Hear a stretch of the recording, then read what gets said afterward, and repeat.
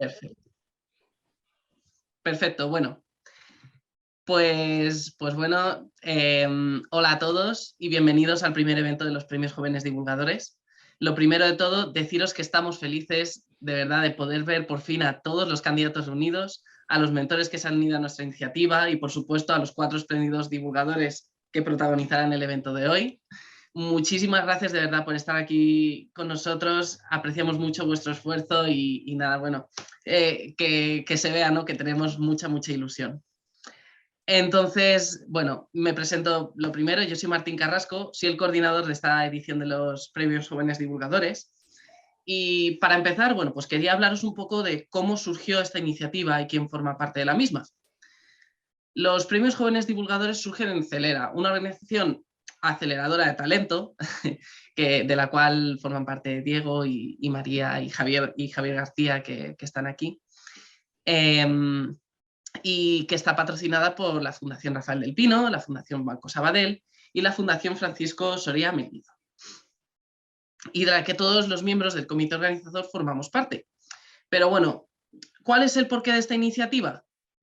Bueno, pues el caso es que en la sociedad en la que vivimos se dan dos factores que nosotros consideramos relevantes, que son que prácticamente la totalidad de la población tenemos acceso a un contenido ilimitado, a una cantidad ilimitada de contenido y de información, y además prácticamente de una forma muy inmediata.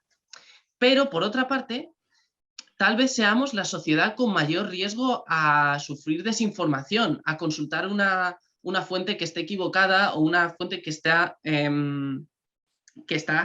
deliberadamente tergiversada, ¿no? Y bueno, pues en este caldo de cultivo nosotros creemos que la figura del divulgador cobra especial importancia, ¿no?, actuando como un hub de conexión entre áreas de conocimiento específicas y la población general.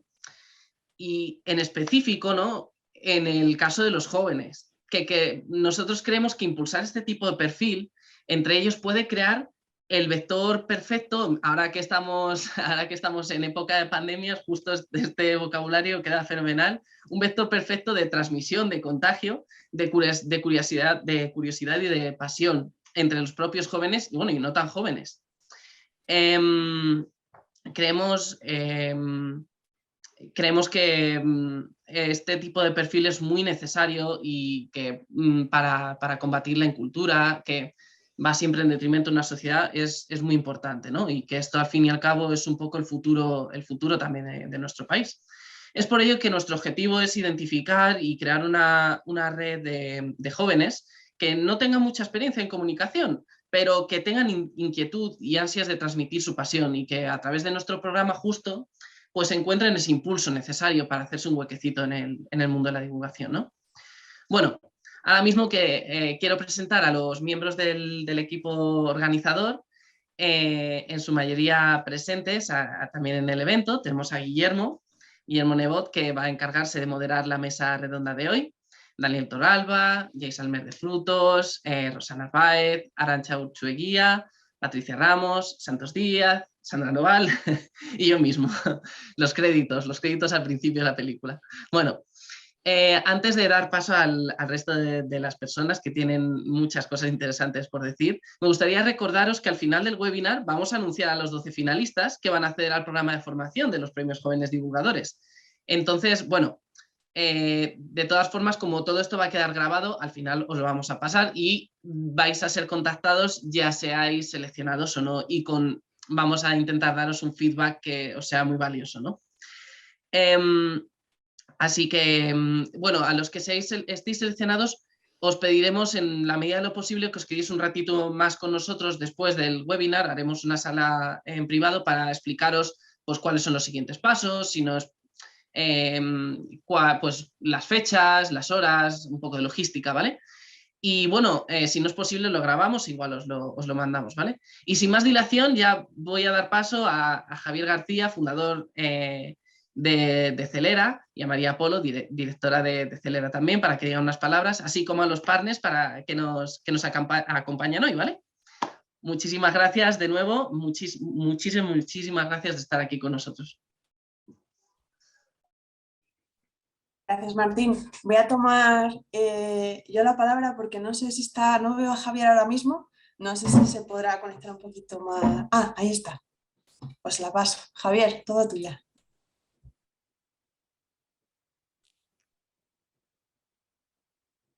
Muy bien, pues simplemente quiero agradecer a todos vosotros, a los que estáis detrás de la organización de estos premios Jóvenes Divulgadores, por tomar esta iniciativa. Creo que es un tema fundamental, es un tema que a los que hacemos posible Celera nos hace muchísima ilusión, porque además demuestra vuestro liderazgo, vuestro compromiso, no solamente con la ciencia, muchos de vosotros sois científicos, sino también por divulgarla. Hoy he tenido la oportunidad, además, de estar en un panel aquí en la Expo sobre la importancia de la comunicación de la ciencia. He podido también hablar de Celera y he comentado precisamente este webinar que estáis organizando aquí vosotros. Bueno, pues no quiero tomar más tiempo de lo que seguro va a ser un webinar súper interesante en el tema de nuestro tiempo, en un tema fundamental por toda la falta de comunicación, por toda la desinformación y finalmente, pues agradecer también a los estupendos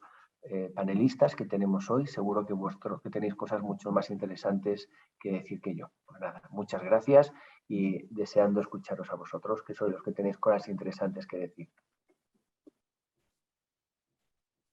Bueno, yo muy rápidamente solo unirme a las palabras de Javier. También pediros perdón por mi imagen en un evento como este, pero se me ha roto la cámara.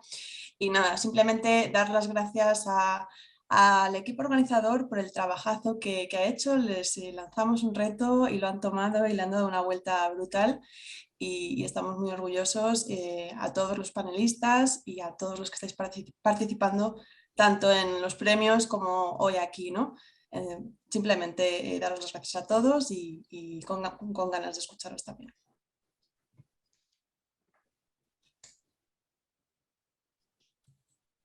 Bueno, pues nada, sin más dilación, doy paso a Guillermo, que va a ser el responsable de, como ya he dicho, de moderar esta mesa redonda.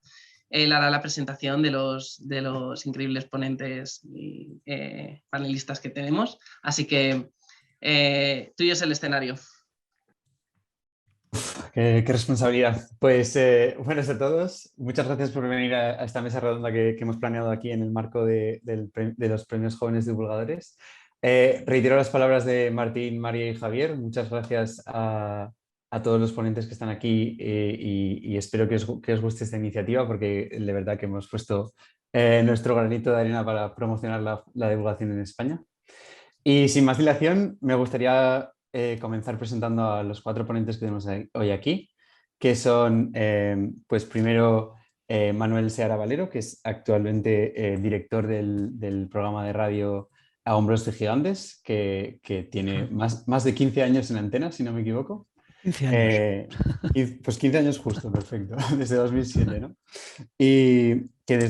Pero Manuel es como de formación biólogo, pero nada más acabar la carrera de biología, empezó en el primer máster de radio de la Universidad Complutense de Madrid y hasta entonces ha seguido en las ondas para divulgar sobre ciencia.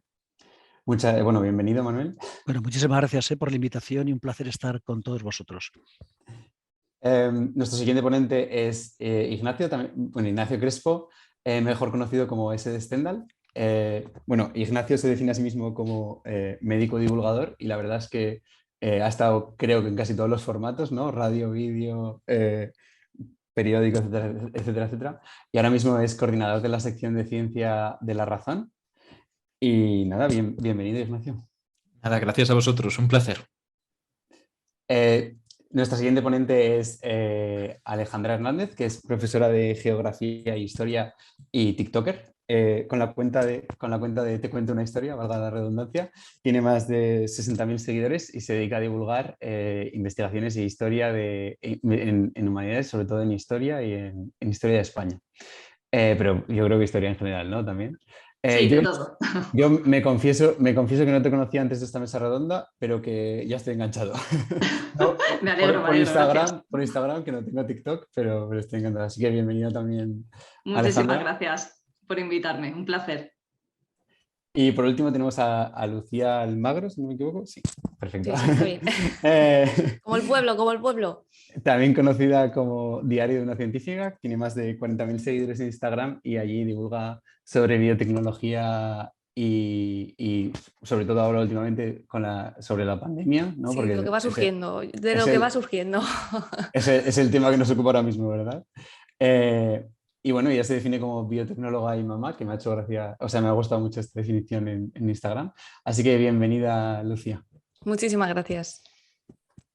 Bueno, y dicho esto, muchas gracias a los 4 por venir y para empezar con la mesa, sabéis que hemos titulado esta mesa que divulguen ellos una mirada a la divulgación en España, un poco parafraseando a la frase de Miguel de Unamuno de que inventen ellos, ¿no? Y es que Miguel de Unamuno decía a través de uno de sus personajes que inventen ellos, pues que nosotros nos aprovecharemos de sus invenciones, pues confío y espero que estarás convencido, como yo lo estoy, de que la luz eléctrica alumbra aquí también como allí donde se inventó.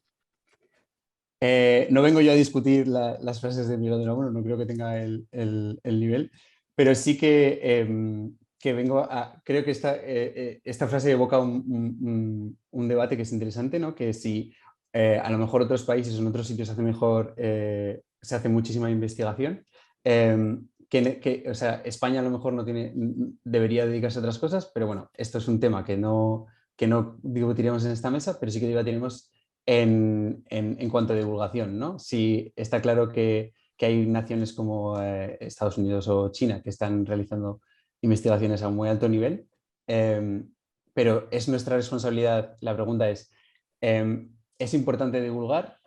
Y lo siguiente es, porque estoy casi seguro de que vais a responder que sí, ¿por qué? Y creéis que ¿cuál es la razón especial de divulgar en España? O sea, a lo mejor Ignacio, ¿quieres empezar abriendo debate? Fíjate que en este caso me gustaría ser el último porque creo que voy a decir algo a contracorriente. Voy a defender que es importante, pero como primera parte, ¿no? Como bocado inicial. Y luego me meteré en que no tiene por qué ser importante, ¿no? Yo me quedo con que es bonito, que es una forma de acercar la belleza que la ciencia transmite de forma técnica a un lenguaje que la gente pueda comprender. Yo lo que suelo decir aquí es que si bien la divulgación tiene su impacto social, eso es indiscutible, no lo tenemos bien cuantificado del todo. La metodología de muchos estudios que tratan de determinarlo fallan en algunas cosas, dejan dudas en otras. Estamos empezando, ¿no? Empezando a sondear exactamente cómo afecta la divulgación a la cultura científica, a las decisiones informadas que toma la gente, al desarrollo de determinados sectores sociales negacionistas o anticiencia, etcétera, etcétera. Por lo tanto, aunque por ahí pueda haber una importancia y un valor, yo me quedo con algo que sé seguro, ¿no? Que no necesito hacer ese estudio para tenerlo claro. Y es que la ciencia es muy bonita, es parte de nuestra cultura, como es prácticamente todo lo demás que hemos hecho. Y ocurre que su complejidad, desarrollada a lo largo de siglos, es tan grande que podemos compararla con la arquitectura de una catedral cualquiera. Y entenderla, saber verla, porque no vale simplemente con que te enseñen o te golpeen con el Leninger de bioquímica.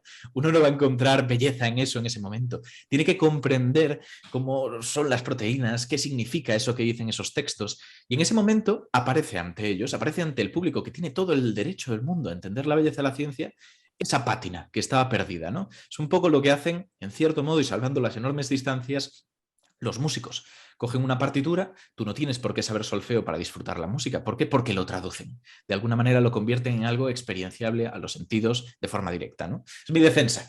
Posiblemente no sea la misma que escuchemos y estoy a tope con el hecho de que tiene un impacto social importante. Pero me quedo con esa que es más innegable, ¿no? Más fundamental. Bueno, yo voy a ser mucho más breve. Solamente voy a lanzar ahora al principio una frase. Para mí es importantísimo la divulgación y solamente se aprecia aquello que se conoce. Simplemente por esa cuestión es importante la divulgación. Si queremos que la sociedad reconozca el trabajo de los científicos, aprecie su trabajo, hay que darlo a conocer, igual que se da a conocer pues, el resto de cosas que pasan en nuestra sociedad. Yo estoy totalmente de acuerdo con lo que acaba de decir Manuel, porque desde el campo de las humanidades puras, que es el mío, es completamente diferente es divulgación, es ciencia, pero es diferente a la del resto de mis compañeros. Creo que es incluso más importante todavía, porque las letras están cada vez más infravaloradas, somos como, bueno, un poquito ahí los frikis, ¿no? de la historia, de la geografía, y no en los centros educativos, que es mi ámbito, no termina de cuajar, son asignaturas un poco que se hacen pesadas a veces y que gente joven como yo empecemos a divulgar historia de una manera diferente, mucho más amena, yo creo que es súper importante para que sobre todo los jóvenes, los adolescentes, empiecen a cogerle el gustillo a que la historia también puede ser divertida y no solo es fechas, reyes, la lista de reyes godos y todas estas cosas, sino que también pues, hay otros aspectos de la historia que son muy entretenidos, muy divertidos y que nos pueden servir para luego ir simplemente paseando por la calle y esa satisfacción de decir, jope, esto sé lo que es, porque lo he visto en un vídeo, lo he escuchado en un podcast y entiendo por qué está este edificio aquí o lo que hizo este señor en este momento. O sea que para mí no hay duda, la divulgación es muy importante y en mi campo de las humanidades, vamos, sin lugar a dudas. Bueno, en mi caso, yo últimamente estoy más enfocada a enseñar a divulgar lo que se hace en el laboratorio, porque creo que muy poca gente sabe cómo se hace la ciencia o que los científicos que hacemos en el laboratorio. Y en cuanto al tema de España, sí que es verdad que hay otros países donde parece ser que hay más pues, conocimiento sobre qué se hace la ciencia y sobre todo más presupuestos, que también es algo importante, pero bueno, no sé cómo de impacto habría que, como ha dicho Crespo, hacer un cálculo para saber cuál puede ser el efecto que puede tener nuestra divulgación sobre esos presupuestos que no. Pero bueno, creo que sí que es verdad que divulgar es importante, sobre todo porque la sociedad, aunque no sea muy consciente, a lo mejor todos los impuestos que pagamos, esa parte de esos impuestos, los científicos, nosotros cobramos para hacer investigación en laboratorio. Y creo que enseñar lo que se hace en los laboratorios españoles y enseñar lo que la ciencia devuelve de esos impuestos, dar valor de esa investigación española, en este caso, porque como la última pregunta iba sobre España, pues yo contesto esa última pregunta.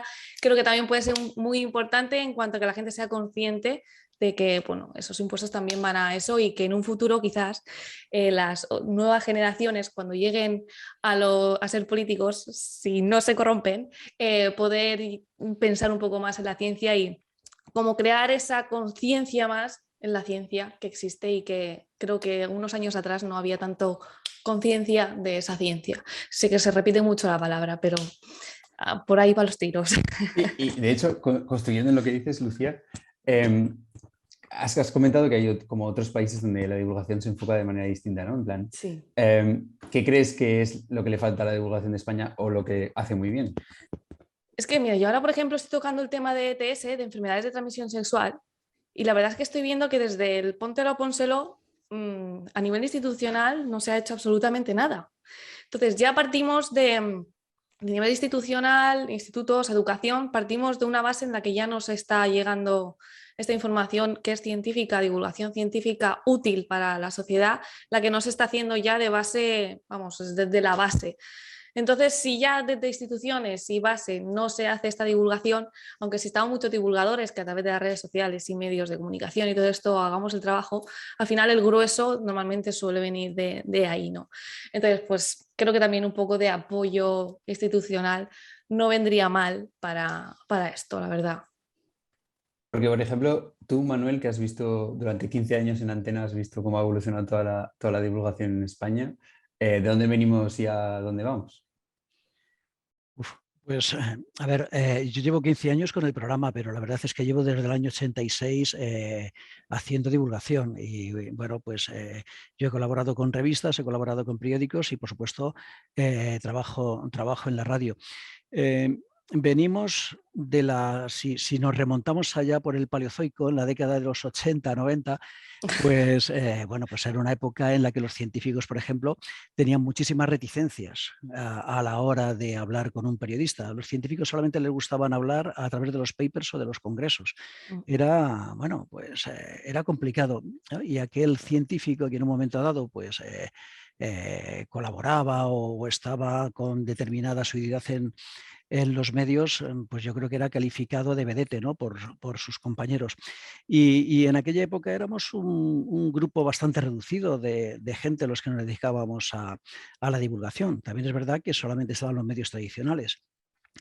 Se ha ido pasando el tiempo, yo creo que los científicos se han dado cuenta de lo importante que es la divulgación. Si queréis luego entraremos el por qué puede ser importante, y entonces los científicos desde luego ahora participan activamente, no solamente colaborando con los medios o atendiendo a los medios como se hacía antiguamente, sino divulgando activamente ellos.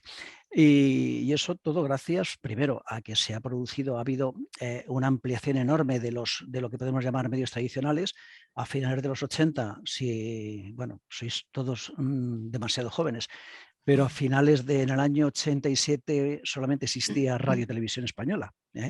Ya en el año 90 pues ya estaban las autonómicas y creo que ya empezaron las televisiones privadas, por no hablar de las redes de comunicación, de internet, los blogs,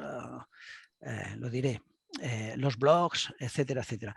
Eso ha dado posibilidades inmensas para que todas aquellas personas, independientemente de que fueran científicos o periodistas y que quisieran divulgar, pues pudieran hacerlo, bien en medios tradicionales o bien, pues oye, liándose la manta en la cabeza y montándose cada uno su película.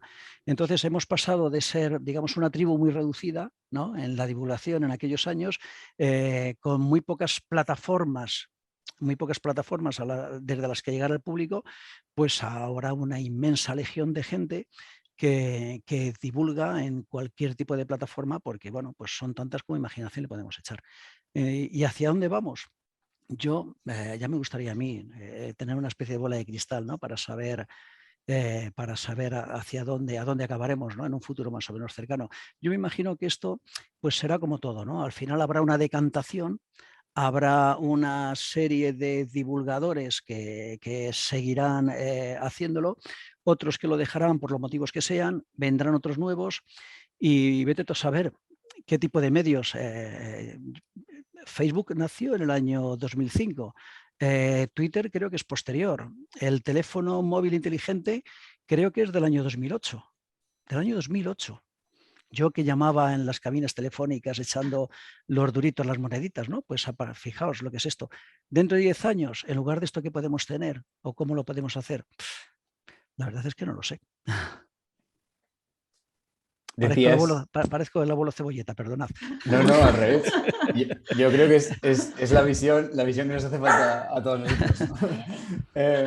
Te quería preguntar, Alejandra, Sí. porque claro, decías que, construyendo un poco también en lo que dice Manuel, ¿no?, de cómo ha cambiado todo también a nivel de divulgación, decías que las letras están un poco decaídas, ¿no?, y que hay que divulgar en ellas. Entonces, claro, hemos estado hablando un poco de la divulgación en ciencia, pero a lo mejor, ¿cómo ves la divulgación en humanidades actualmente? Pues mira, la divulgación en humanidades, a diferencia de lo que he estado viendo por los perfiles de divulgación científica, yo creo que está como todavía muy estancada en lo académico puro, tradicional, universitario, porque cuando he participado en otras mesas redondas, creo que he sido de las pocas que tenía perfiles, creo que he sido la única que tenía perfil en TikTok, por ejemplo. Entonces, sí que hemos tenido ahí enfrentamientos sanos siempre, pero hasta qué punto la historia se puede divulgar de la manera que yo lo hago. Y yo siempre pongo de ejemplo a Concostrina o a Carlos Fisas, que son un poco mis ejemplos a seguir, que bueno, la historia no tiene por qué ser todo pues un artículo de investigación con sus fuentes bien citadas, sino que para abrir un poco ese gustillo y ese sabor de boca bueno de la historia, pues a lo mejor hay que darle otro punto de vista. Entonces yo creo que es lo que pasa en mi campo, que está todo muy encapsulado todavía en lo académico universitario y hay que salir un poco de ahí, porque para mí puede ser muy divertido un artículo universitario, puedo aprender mogollón porque soy historiadora y es a lo que me dedico, pero para una persona a lo mejor pues de ciencias que simplemente le interesa o le hace gracia las historias sobre Isabel II, pues un artículo de 40 hojas sobre la Revolución Gloriosa, pues a lo mejor no le mola más, pues yo qué sé, pues alguna chorrada de sus manías o cosas así. Y es aprendizaje también, no hay que menospreciar el aprendizaje de anécdotas históricas frente a lo académico, porque creo que todo es historia y todo tiene cabida en la divulgación. Pues antes de mover al siguiente bloque de la mesa, me gustaría preguntarte, Ignacio, una cosa que a ver si me sabes responder. ¿Está de moda la divulgación científica y es una moda que está aquí para quedarse? Depende, ¿no? Depende de dentro de qué disciplina, porque podemos ver que hay todavía pocos divulgadores de algunas disciplinas o poco exitosos, ¿no? Si nos vamos a geología, tenemos a Nahum, tenemos a Laura Parro, que hace cosas de geología planetaria, tenemos algunos casos que llevan más tiempo, pero no han llegado a esos picos, ¿no? La gente no va directamente a consumir, ostras, geología, me encanta. Y supongo que algo parecido debe ocurrir con letras, ¿no? Que yo estaba escuchando ahora mismo a Ale y me venía a la cabeza algo que es verdad, falta llevarlo a la calle, ¿no? Bajarlo a eso, al barro, en el mejor de los sentidos, muchos de estos conceptos, pero a la vez ya teníais parte del trabajo hecho en una cosa.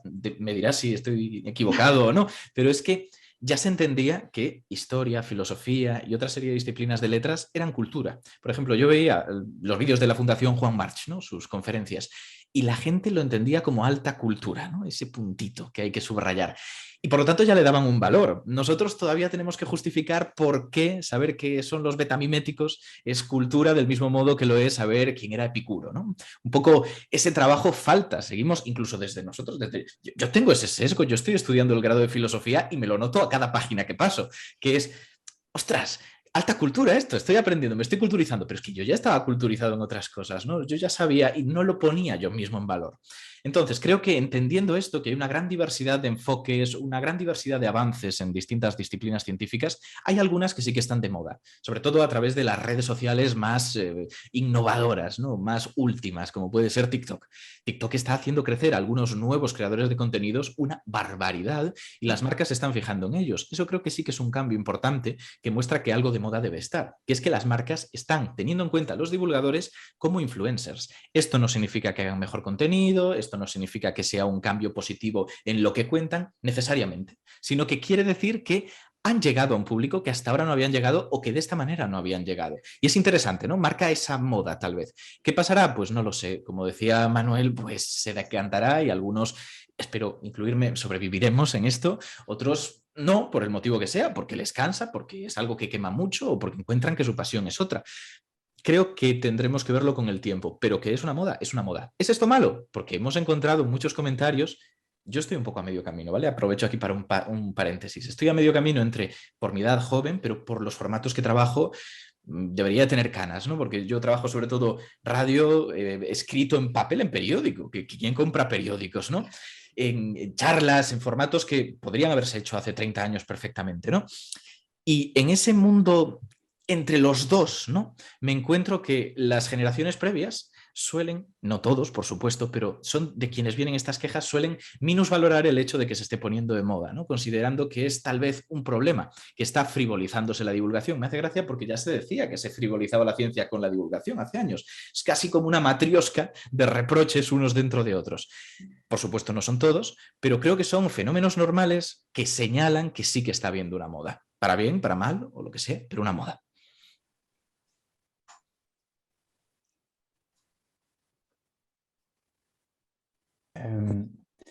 No sé si Alejandra por alusiones quieres decir algo o... Sí, a ver, es cierto que TikTok es verdad que es una plataforma muy agradecida en cuanto al crecimiento porque es que enseguida te lanza y llegas a todas partes del mundo de manera muy sencilla y muy rápida. Y es verdad, como dice mi compañero, que es que las empresas se están fijando en nosotros y empresas muy potentes, muy potentes. O sea, yo hace poco he hecho una publicidad para Amazon Prime Video, que dices, ¿qué hace Amazon Prime Video contratando a una profe de geografía e historia para publicitar mediante un concepto, o sea, mediante la divulgación histórica, pues un programa de ellos? Ya con eso para mí fue un logro, sinceramente, es decir, jope, que ya la publicidad por lo menos incluya cultura, por lo menos, y tengan esa pildorilla de un minuto de cultura y aprendan algo, pues sí, está de moda. Cuando hemos llegado a ese punto es que está de moda. Pienso igual, no sé si la moda va a ser positiva o negativa, porque es que esto cambia, las redes sociales cambian tan rápido, de la noche a la mañana puedes estar arriba, que de repente bloquear la cuenta por lo que sea y ya desaparecer, que no puedo decir si va a ser positiva o negativa. Yo creo que tenemos que un poco poner aquí el carpe diem, vamos a vivir, que ahora mismo está de moda, que vamos bien, que estamos llegando a bastante gente y ya veremos qué pasa el día de mañana. Vamos a exprimirlo al máximo, ¿no? Sí, sí. Bueno, pues os quería preguntar también, siguiendo un poco la frase de Miguel de Unamuno, ¿no? Que inventen ellos, que divulguen ellos, si creéis que la divulgación debería llevarse a cabo solo por investigadores o por gente que está formada, por así decirlo, en los campos en los que se debería divulgar, aunque por vuestra profesión intuyo que la respuesta va a ser negativa, pero esto me lleva a la siguiente pregunta, entonces, ¿quién...? No, perdona. Ah. No. Disculpa, A ver, perfecto. bueno, no sé, a lo mejor te he entendido mal. Yo creo que tiene que divulgar aquella persona que tiene capacidad para hacerlo, independientemente de que venga de las letras, de las ciencias, ¿sabes? Ha habido y hay divulgadores muy buenos que vamos, es que no hicieron el bachiller de letras, ¿sabes? Y han continuado toda su vida haciendo una carrera de letras. Yo creo que el origen no te condiciona. Hombre, vamos a ver, si tienes una formación científica, te ayuda a entender conceptos que de otra forma pues, pueden ser más complicados. Pero ha habido divulgadores fantásticos que han venido del mundo de las letras. Sí, claro, o sea, precisamente mi siguiente pregunta era ¿quién está autorizado a divulgar? Y por lo que estabas comentando... Pues yo creo que está autorizado a divulgar a aquella persona que divulga bien y no comete errores o no dice falsedades, sobre todo que no las diga a sabiendas o que no las fabrique, porque todos nos podemos equivocar en un momento dado, todo el mundo podemos meter la pata. Pero vamos, empezando por los propios científicos. Incluso los investigadores, exactamente. Incluso los investigadores. Es decir, no hay que recordar, hay que irse muy lejos para si os acordáis, la fusión fría, por ejemplo, o el coreano no recuerdo mismo su nombre, que al final pues falseó, que decía que había clonado al primer ser humano y lo publicó en las revistas más prestigiosas. Todos los años las revistas científicas retractan cientos o miles de artículos, es decir, artículos que han sido publicados después de haber pasado la revisión de los pares. Si a los propios colegas que están en esos campos, en sus propios campos de investigación, le meten goles, ¿cómo no me lo van a meter a mí? ¿No? ¿Cómo no me lo van a meter? Pero bueno, una cosa es que yo me equivoque como cada hijo de vecino y aún así pueda hacer un trabajo digno y honrado. Y otra cosa es, bueno, pues que yo me equivoque a sabiendas o que construya falsas noticias y entre en la historia esta de los fakes o de los bulos. Pero en principio, puede divulgar a toda aquella persona que tenga capacidad para hacerlo, que tenga capacidad comunicativa, que lo que cuente sea interesante y que haya gente que esté dispuesto o a verlo o a escucharlo o a leerlo. Yo estoy totalmente de acuerdo. Suelo decir que juzgo los resultados, no tanto el currículum de la persona que esté hablando, sino qué es lo que estás produciendo. ¿Tiene rigor? ¿Tiene claridad? ¿Consigue llegar a la gente? No necesariamente a muchos, sino llegar bien, que transmita. Para mí eso es lo que define si alguien divulga mejor, peor, y también es verdad que es mi opinión personal y subjetiva. Pero para mí, una de las claves para conseguir esto es tener miedo, en el buen sentido, pero tener miedo a equivocarte. Yo vivo con miedo a equivocarme. Yo hago 5 artículos semanales para La Razón, aparte de coordinar la sección, y aparte de eso, trabajo pues, en la SER con mi sección con Juan Carlos Ortega, hago charlas de todo tipo y voy saliendo en 1000 sitios cada vez que puedo. Eso significa que tengo que estar produciendo una cantidad brutal. Y con miedo a equivocarme porque salgo de mi campo, salgo de la medicina y de repente tengo que hablar, por ejemplo, de la polarización de la imagen del agujero negro de M87. Entonces, ¿qué leña sé yo de eso? Bueno, pues tendré que tomarlo con más calma, consultar a la gente, buscar. Y es un ejemplo que pongo, es en concreto porque, a pesar de no saber de ello, la clave estuvo en saber hasta dónde embarrarme, para no pasarme de la raya, para no intentar explicar lo que yo ya no entendía. ¿Qué conseguí con eso? Contar tal vez menos de lo que contaría un experto, pero desde una perspectiva más cercana a la del propio público, que eso siempre engancha un poco. Y lo que ocurrió es que, y no es por dármelas, es simplemente que me alegra porque me tranquiliza ese miedo a equivocarme. Me escribieron a las 3 horas desde el propio equipo de comunicación del Event Horizon Telescope, que son los que lo habían hecho, para felicitarme y para proponerme si quería entrevistar en Nosfera, que es el podcast que llevamos en La Razón de Ciencia, a uno de los expertos que había estado detrás de todo esto. Entonces, ese miedo es importante, aunque te salgan las cosas bien año tras año, porque a veces te equivocas puntualmente. Y eso es algo que sí que he visto como seña identificadora de los distintos tipos de divulgadores, ¿no? Hay algunos que no tienen ningún miedo, que se equivocan y bueno, pues se desdicen y a otro más. Y para mí es de los puntos más clave, saber dónde está tu límite y actuar en consecuencia. Sí, quería yo hablar justamente de lo que acabas de decir, Ignacio, porque a lo mejor un investigador que trabaja sobre diabetes puede divulgar muchísimo más profundo sobre esa enfermedad que a lo mejor si le pones de cáncer. O sea, no hace falta que seas, si eres investigador y eres científico, ¿vale? Pero al final cada uno de nosotros nos especializamos mucho en un tema porque estamos trabajando en eso en concreto.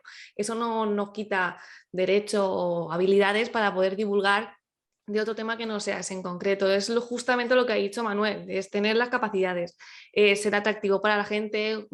Hay muchas más habilidades que no es solo conocer lo que vamos a tratar, que se necesitan para poder divulgar, para poder comunicar y para que llegue a la gente, que al final es lo importante, porque a lo mejor una persona puede divulgar cosas, pero si no llega, al final la función no se hace. Entonces, conocer tus límites, tener miedo siempre, vamos, pánico. Eso hay muchos divulgadores que eso del síndrome de impostor lo tenemos continuamente y bueno, pero ahí vamos, tirando, aguantando como podemos. Así que los que vayáis a divulgar o queráis divulgar, a todos los que estáis aquí ahora mismo viendo esto, no tener miedo a divulgar, pero tener miedo a lo que pongáis o digáis cuando estéis divulgando. Quiere decir, si queréis divulgar, lanzaros, probaros, pero siempre con cuidado porque normalmente pues si tocamos ámbito, pues es que todos los ámbitos en realidad, y si nos equivocamos no pasa nada, pero sí que hay que llevar cuidado porque a veces las críticas y todo esto pueden también a vosotros echaros para atrás y hay que ser consecuente y hay que saber bien lo que se está diciendo,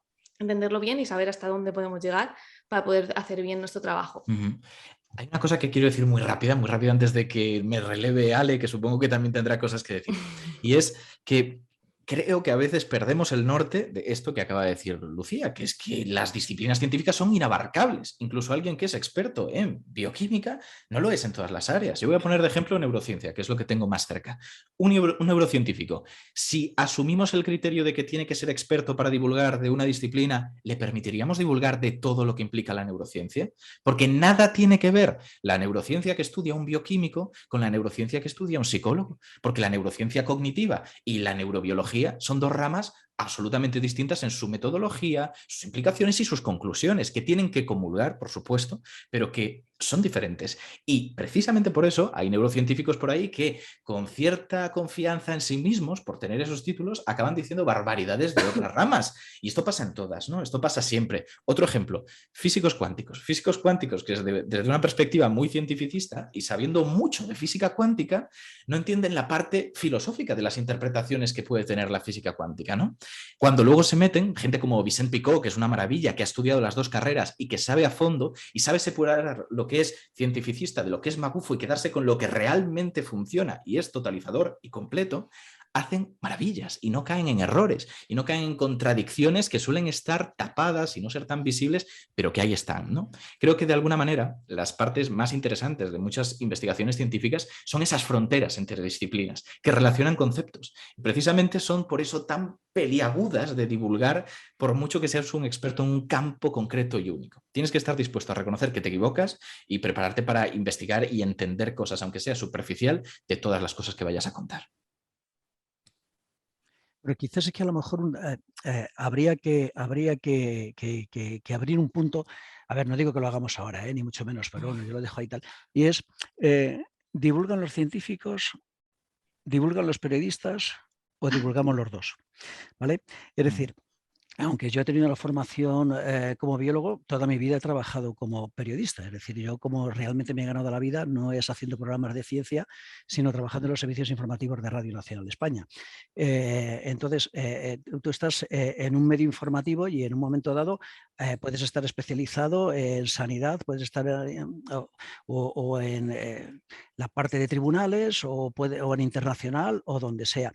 Pero tú hablas de muchos temas, de muchos temas. La clave está en la documentación. Esa es la clave, la documentación. Y esto lo llevo también al campo de la divulgación. Es decir, ¿solamente de neurociencia tiene que hablar un neurocientífico? Pues yo creo que no. Yo creo que no. Es decir, puede hacerlo toda aquella persona que se documente y que lo que escriba lo haga con rigor o lo que diga a través de la radio o a través de la televisión, que lo haga con rigor. Rigor no tiene por qué ser aburrido, ni muchísimo menos. Me refiero a rigor en cuanto a veracidad de lo que está diciendo. Simplemente es eso. Es decir, es documentarse y saber de qué es lo que estás hablando. Nada más. Es que y yo nada creo que menos. tampoco hay un carné de divulgador, una especialidad de divulgación que te haga ser más apto o menos apto para esto. Claro. Creo que todos hemos estado, bueno, yo también estoy de acuerdo que divulgar es algo que puede hacer cualquier persona que tenga las cualidades para ello, y son muchas las cualidades que hay que tener para divulgar. Desde, pues como ha dicho Lucía, el atractivo de tu contenido y de tu persona también a la hora de hablar, de expresarte, de lenguaje corporal, la oratoria, es que son muchísimos aspectos a tener en cuenta. Y es verdad que tenemos que ser muy rigurosos y la documentación y la investigación es base en la divulgación, que hacer un vídeo de 1 minuto a lo mejor nos ha llevado 4 o 5 horas a nuestras espaldas, aunque la gente piense que no. Y creo que hay que tener miedo a equivocarse, pero no tanto. Yo como docente, como a veces estoy con 30 y tantos niños, bueno, niños, adolescentes en el aula, me equivoco fácilmente porque me están hablando por todos sitios y es como ¡pum! Digo, madre mía, no sé ni lo que acabo de decir. Venga, chicos, recapitulamos. No hay que tener miedo a veces a meter a lo mejor la pata en algo, no digo algo gordo, porque tenemos que estar documentados bien, pero a veces queremos resumir tanto el contenido o queremos a lo mejor centrarnos en una cosa específica que otras la pasamos más por alto, y siempre hay gente que conoce mucho el tema o que conoce esa cosita que has dejado pasar por alto y puede decirte algo por redes sociales. Y como decía Lucía, puede ser que cuando nos pongamos a divulgar y empecemos a recibir a lo mejor alguna crítica de algo que a nosotros no nos parecía fundamental en ese vídeo, pero a otra persona sí, nos echa un poquito para atrás. Y yo creo que eso, bueno, hay que aprender a llevarlo, porque aquí hay muchos especialistas en muchas cosas en este país y en general en el mundo, que a los que les puede sentar mal que tú no hayas prestado atención a una cosa en concreto porque es su especialidad. Pero bueno, eso es algo con lo que tenemos que aprender a vivir cuando estamos divulgando, y mientras que no faltemos a la realidad y a lo que está documentado, bueno, pues esas críticas pueden salir y ya está, y hay que aprender a vivir con ellas, porque las redes sociales, que es sobre todo por donde yo creo que ahora mismo se está divulgando más, redes sociales, podcasts, etcétera, son crueles, y esto hay que tenerlo claro antes de ponerse a divulgar en una red social. Bueno, yo no sé si estoy muy de acuerdo con eso que has dicho, ¿eh? En las redes sociales se hace mucha divulgación, pero en los medios tradicionales se hace muchísima divulgación también, ¿eh? Información, sí, por eso he dicho información y también, hablo de divulgación, ¿eh? podcast, de radio, sí, pero es verdad que creo que gente de mi edad, sobre todo de mi generación, las redes sociales ahora mismo es que por donde busques, o sea, salen de debajo de las piedras, que a mí me encanta, o sea, me parece genial, pero tiene su punto negativo. Creo que mucho más negativo que otros medios tradicionales. Yo estoy de acuerdo con el hecho de que tal vez el boom está siendo en redes, que eso ya lo hemos dicho, ¿no? Y que por lo tanto, si se divulga mucho en medios, que eso es totalmente cierto, medios tradicionales, creo que el crecimiento está siendo sobre todo en redes, ¿no? Y claro. Eso además lo veo de una manera que en parte me duele un poquito, y tengo que reconocerlo, y es que creo que todos hemos visto cómo de repente algunos medios tradicionales buscan un colaborador para que explique cosas de ciencia en su formato, y a quien fichan no es a quien lleva mucho tiempo demostrando en ese formato que es apto, sino a alguien que igual no ha hecho nada parecido, pero que funciona muy bien en redes, ¿no? Esto lo hemos visto. No es necesariamente malo, pero quieras que no, a veces escuece, ¿no? Dices, esta persona jamás ha enlazado 2 palabras en directo. Todo ha sido grabado. Posiblemente si le sueltas así a lo loco, a lo salvaje, 10 minutos de radio, haya errores, haya cosas que los acabará puliendo, por supuesto. Pero uno piensa, ostras, debería ser la punta de lanza, ¿no? Estos medios tradicionales, y en cambio están doblegándose en un buen sentido, en cierto modo, a estos medios nuevos, ¿no? Hay este flujo lo veo más frecuentemente que el contrario, que de los tradicionales vayan a los nuevos. Pero bueno, es mi opinión. Sí, sí.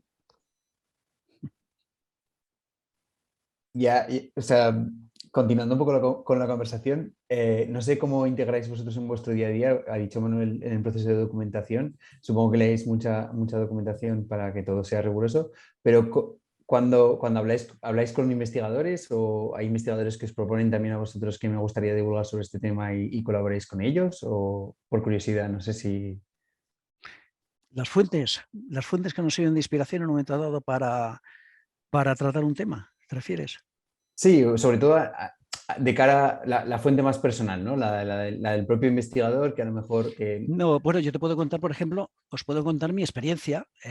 Nosotros trabajamos en Radio Nacional de España, tenemos agencias de noticias. Tenemos la agencia EFE, tenemos Europa Press, Colpisa, Servimedia, tenemos Fran Press y tenemos Reuters y Vasco Press, si no me equivoco. Es decir, cada una de ellas en un momento dado te puede proporcionar informaciones que tú dices, hombre, qué interesante es esto, ¿no? Esto me da pie para tratar cualquier historia. Por supuesto están las revistas científicas de toda la vida, están los gabinetes de prensa de los ministerios, el Ministerio de Sanidad, el Ministerio de Ciencia, Competitividad, etcétera. Está, por ejemplo, las propios OPIs, las OPIs, el CSIC, por ejemplo, el gabinete de prensa del CSIC o del CIEMAT. Luego está la agencia SINC, de la Fundación Española para la Ciencia y Tecnología, que también ofrece un montón de noticias y todas muy interesantes. Es decir, que las fuentes, te puedes imaginar, están las unidades de cultura científica de las universidades, muchísimas sociedades, la Sociedad Española de Biología, Bioquímica, Biología Molecular, o, por ejemplo, en un momento dado hay instituciones como Celera, por ejemplo, que puede enviar un correo y decir, hombre, qué interesante este proyecto que están haciendo, pues vamos, esto merece una entrevista o merece hablar del proyecto que están haciendo algunos de estos investigadores. O las academias, las Reales Academias o la Academia de Jóvenes Investigadores que preside Javier, por ejemplo, ¿no? Además de la iniciativa de Celera, etcétera, etcétera. O sea, quiero decirte que las fuentes son muchísimas, muchísimas. Y luego, por supuesto, también los propios científicos. Es decir, cuando se habla de la agenda del periodista, y aquí te estoy hablando yo como periodista, a mí me gusta decir que la agenda no es un lista de teléfonos. El lista de teléfonos lo podemos tener cualquiera. Incluso yo puedo perder mi agenda y se la puede encontrar otro y tener el teléfono, pongo por caso de Javier, ¿no? Que le tenemos aquí en pantalla presente. El hecho de que tenga el teléfono de Javier no significa que Javier le vaya a atender si le llama. Posiblemente si le llamo yo, espero que a mí sí me atienda. Bueno, ¿por qué? Bueno, pues porque tenemos una relación de confianza. Es decir, él confía en mí como profesional, yo confío en él como científico, por supuesto. Hay una simbiosis entre los dos. Y bueno, pues eso hace que tengamos una relación que va más estrecha. Esa es la agenda. Todo este rollo que estoy soltando, con esto ¿qué quiero decir? Que en un momento dado a mí, Javier o cualquier científico con los que tiene relación y con esa relación estrecha, si yo les llamo me van a atender, pero si ellos me llaman, yo también les voy a atender. Es decir, a lo mejor a mí me llega la información de un proyecto de investigación o de cualquier historia a través de una nota de prensa de la universidad o del CSIC o de donde sea, y es una más. Pero si me llama el científico que ha intervenido en ese proyecto y me dice, oye, fíjate lo que tenemos entre manos, esto es una cosa chula, etcétera, etcétera, lo vas a mirar con más cariño. No sé si me explico. Entonces, las fuentes de información, pues fíjate, todas las que te estoy diciendo, son muchísimas, muchísimas. Destaco sobre todo que has dicho que cuando es un enfoque más personal, ¿no? Cuando es alguien que conoces o alguien que te contacta interesado en divulgarse dentro bueno, en tu caso, tu programa, pero no sé si Ignacio, Alejandra o Lucía habéis tenido también casos de científicos que quisieran divulgarse con vosotros y cómo ha sido la relación, que si habéis encontrado que los científicos proclives a divulgar con vosotros o... Depende. Yo creo que es muy importante lo que ha dicho Manuel. Tienes que tener una agenda en el sentido más humano de la palabra. Tienes que haber ganado la confianza de esas personas y no solo la confianza, sino la complicidad, algo que se nota mucho en los formatos de audio. Solo tienes la voz y es muy diferente la voz de una entrevista fría, de alguien que no conoces y que no se está prestando a abrirse del todo porque hay un miedo en cierta medida justificado por los científicos de cara a los medios de comunicación. No es lo mismo que cuando ya lo conoces y cuando... Por poner un ejemplo, te has ido de viaje con él porque es que resulta que además es amigo tuyo, pero un gran investigador que tiene algo que contar. Y de esa manera es un ejemplo puntual, simplemente que pongo, Nosfera, los podcasts que hacemos para La Razón, de los mejores son justo los que entrevistamos a gente de esta manera. Topología algebraica, un tema infumable por lo general y sobre todo cuando solo tienes audio, porque no tienes imagen para poder ver esas comparaciones, esas deformaciones continuas que hacen de los objetos, ¿no?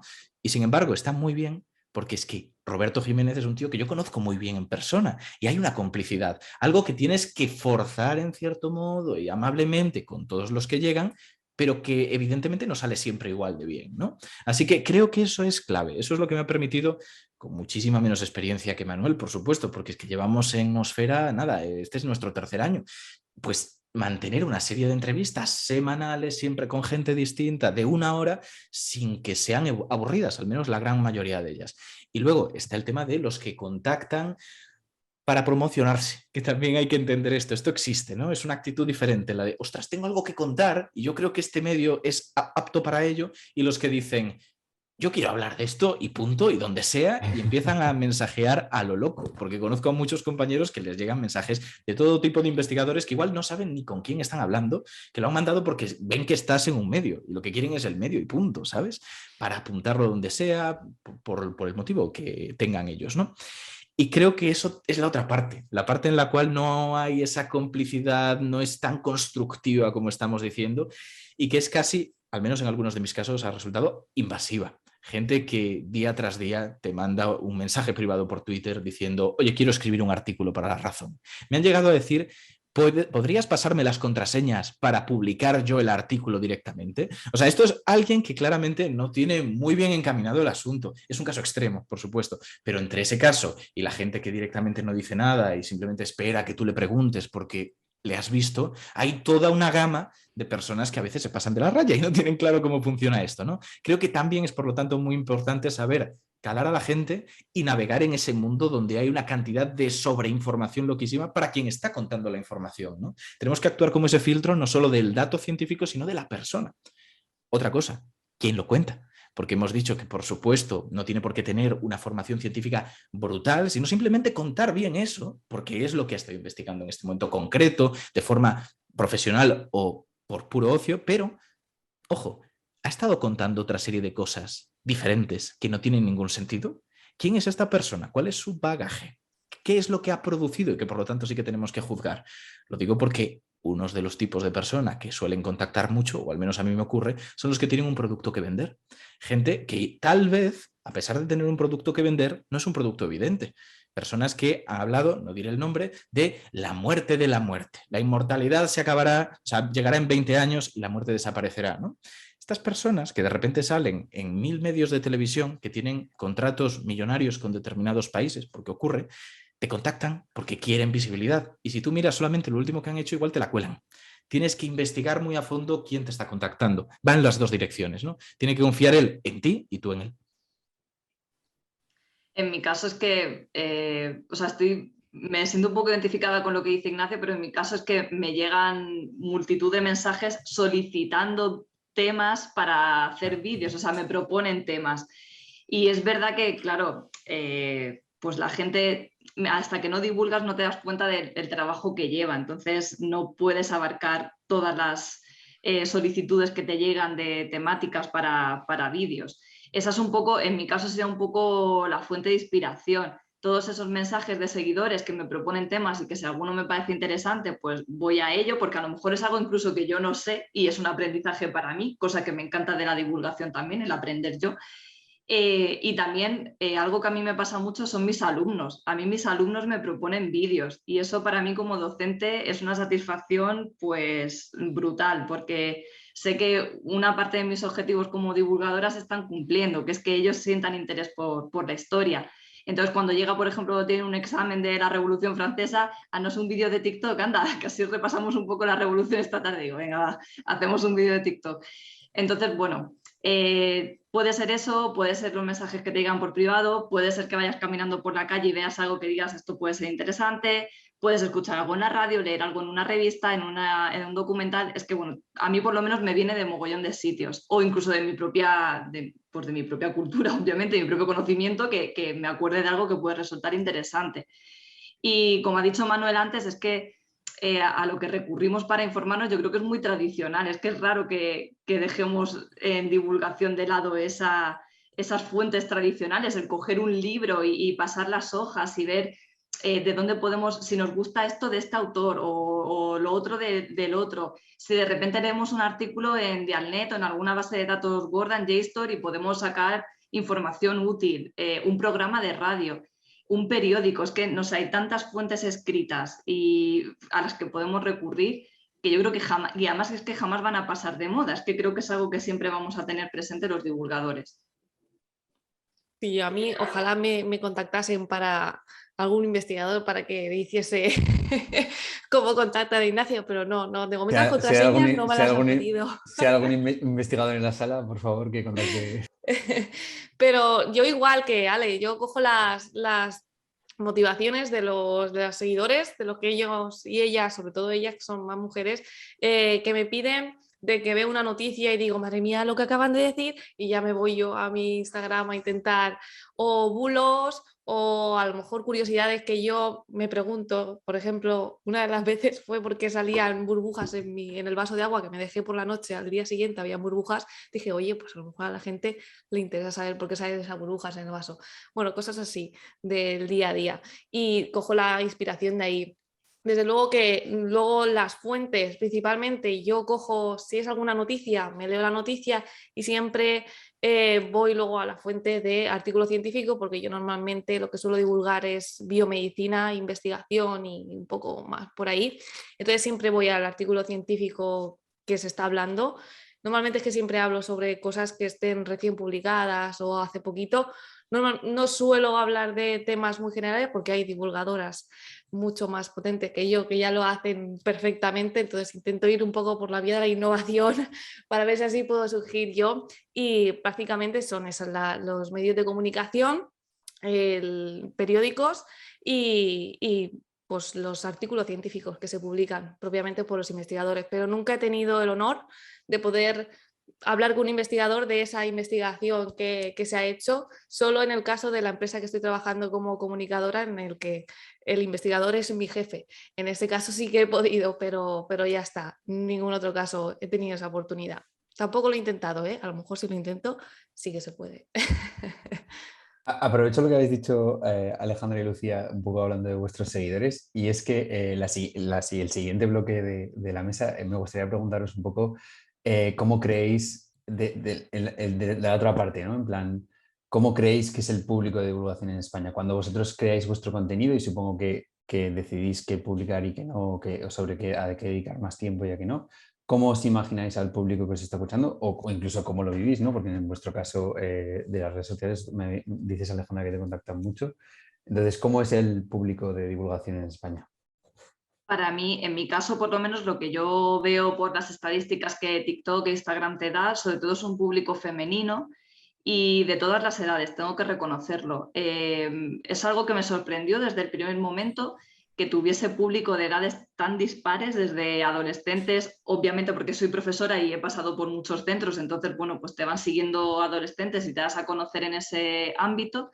Pero es que luego, pues millennials, boomers, o sea, es que tengo hasta gente muy, muy mayor que te sorprende que gente, pues a lo mejor ya de 70, 80 años esté con TikTok y te toma ya ahí la tercera edad a tope. Entonces, bueno, es algo que me encanta, que haya tanta diversidad de espectadores, pero sí que me sorprende que sean mujeres. Tengo que decir que en el ámbito de edad más alto, de los de a lo mejor 50 hacia arriba, hay más hombres. Que eso también es algo que es muy curioso, sería para hacer un estudio sociológico esto, porque estos rangos de edad y uno más mujeres, otro más hombres, pero desde mi punto de vista en historia es muy general y muy diverso, y para mí eso es lo más positivo, que llegue al máximo de personas posible y a la mayor diversidad posible. Yo en cuanto a mis seguidores tengo igual, ¿eh? Tengo muchas mujeres. No sé si es porque nosotras somos mujeres. Tendría que preguntar También. a divulgadores hombres que tengan redes sociales similares a la mía para saber si es porque el papel de la divulgadora es una mujer y no un hombre. Que esto es otro tema que da mucho que hablar y yo, Ignacio, ahí me metería con la radio, pero bueno, lo dejo para otro día. No que me meta a malas, sino quiero decir, oigo pocas divulgadoras mujeres en radio, escucho muchos hombres y escucho muy pocas mujeres en cuanto de cantidad. Entonces, pero bueno, esto poquito a poco nos iremos abriendo nosotras también. Que conste que en Nosfera intento hacerlo paritario y es casi 50-50. Bueno, yo me refiero a la que lleva el acuerdo. programa, a la que hace, a la que gestiona, a la que coordina, a la que elige los temas, ¿vale? A eso me refería, no tanto a que llevéis investigadoras, sino a ese tema, que siempre veo que son mayoritariamente hombres. Vamos, yo es que escucho mucho la radio, entonces es mi parecer, me viene de mi padre esto de la radio y es lo que me da la impresión. Y digo, jolín, es que necesito ahí Pero bueno, tendría que preguntar a otro hombre con una red social parecida de divulgación, ver cuál sería sus seguidores, que de hecho lo puedo preguntar porque ya me pica la curiosidad, no sé si es porque somos mujeres. Y yo sobre todo porque yo tengo como dos ramas, tengo la rama de para estudiantes, sobre todo estudiantes universitarios de la rama bio, que me siguen muchísimos, y luego sobre todo son entre 25 y 35 años y mamás, muchas mamás, porque evidentemente yo en mi perfil también muestro la maternidad, entonces pues estoy ahí un poco sesgada, no soy científica pura, pero sí, yo siempre me imagino a una mujer de unos 30 años con un bebé pequeño, que normalmente es la gente que me suele preguntar y que más suele interaccionar conmigo. Pues igual por alusiones, el tema de redes sociales, es verdad que no me sigue tanta gente, justo Instagram no es el perfil más fuerte que tengo y Twitter no te da el dato, al menos yo no lo he encontrado. No te lo da. Pero en mi caso, la última vez que miré, la verdad es que estaba bastante satisfecho. Me salía un 45% mujeres, un 55% hombres, que dentro de lo que cabe y lo que veo por ahí está bastante bien. ¿Qué hago? No tengo ni idea. Simplemente intento dar visibilidad. Ya digo que con Nosfera, que haya participación en los proyectos que hago, intento que sea así siempre. Hay cierta variación, a veces no se consigue del todo, pero que haya presencia, ¿no? Y en cuanto al tipo de gente que me consume, veo una gran diferencia entre formatos. Por ejemplo, yo sé que en el periódico es gente de edad más avanzada. Con los podcasts se reduce un poco y me encuentro a personas de entre, sobre todo, 20 y 35 años, ¿no? Esa es la franja en la que más me suelo mover.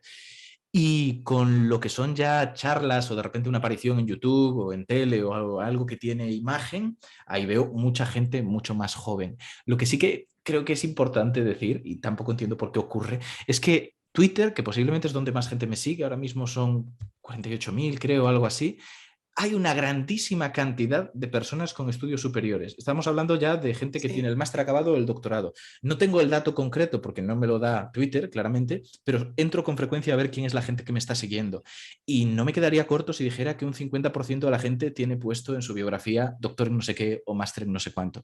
No sé qué significa exactamente eso. Intento hacer que mi comunicación en Twitter, que viene a ser sobre todo hacer de eco de lo que hago en otros medios, sea clara para todo el mundo, sea accesible, pero por algún motivo, parece ser que estoy llegando más a gente que ya tiene esa formación, algo que tendré que darle vueltas. Bueno, pues me toca a mí.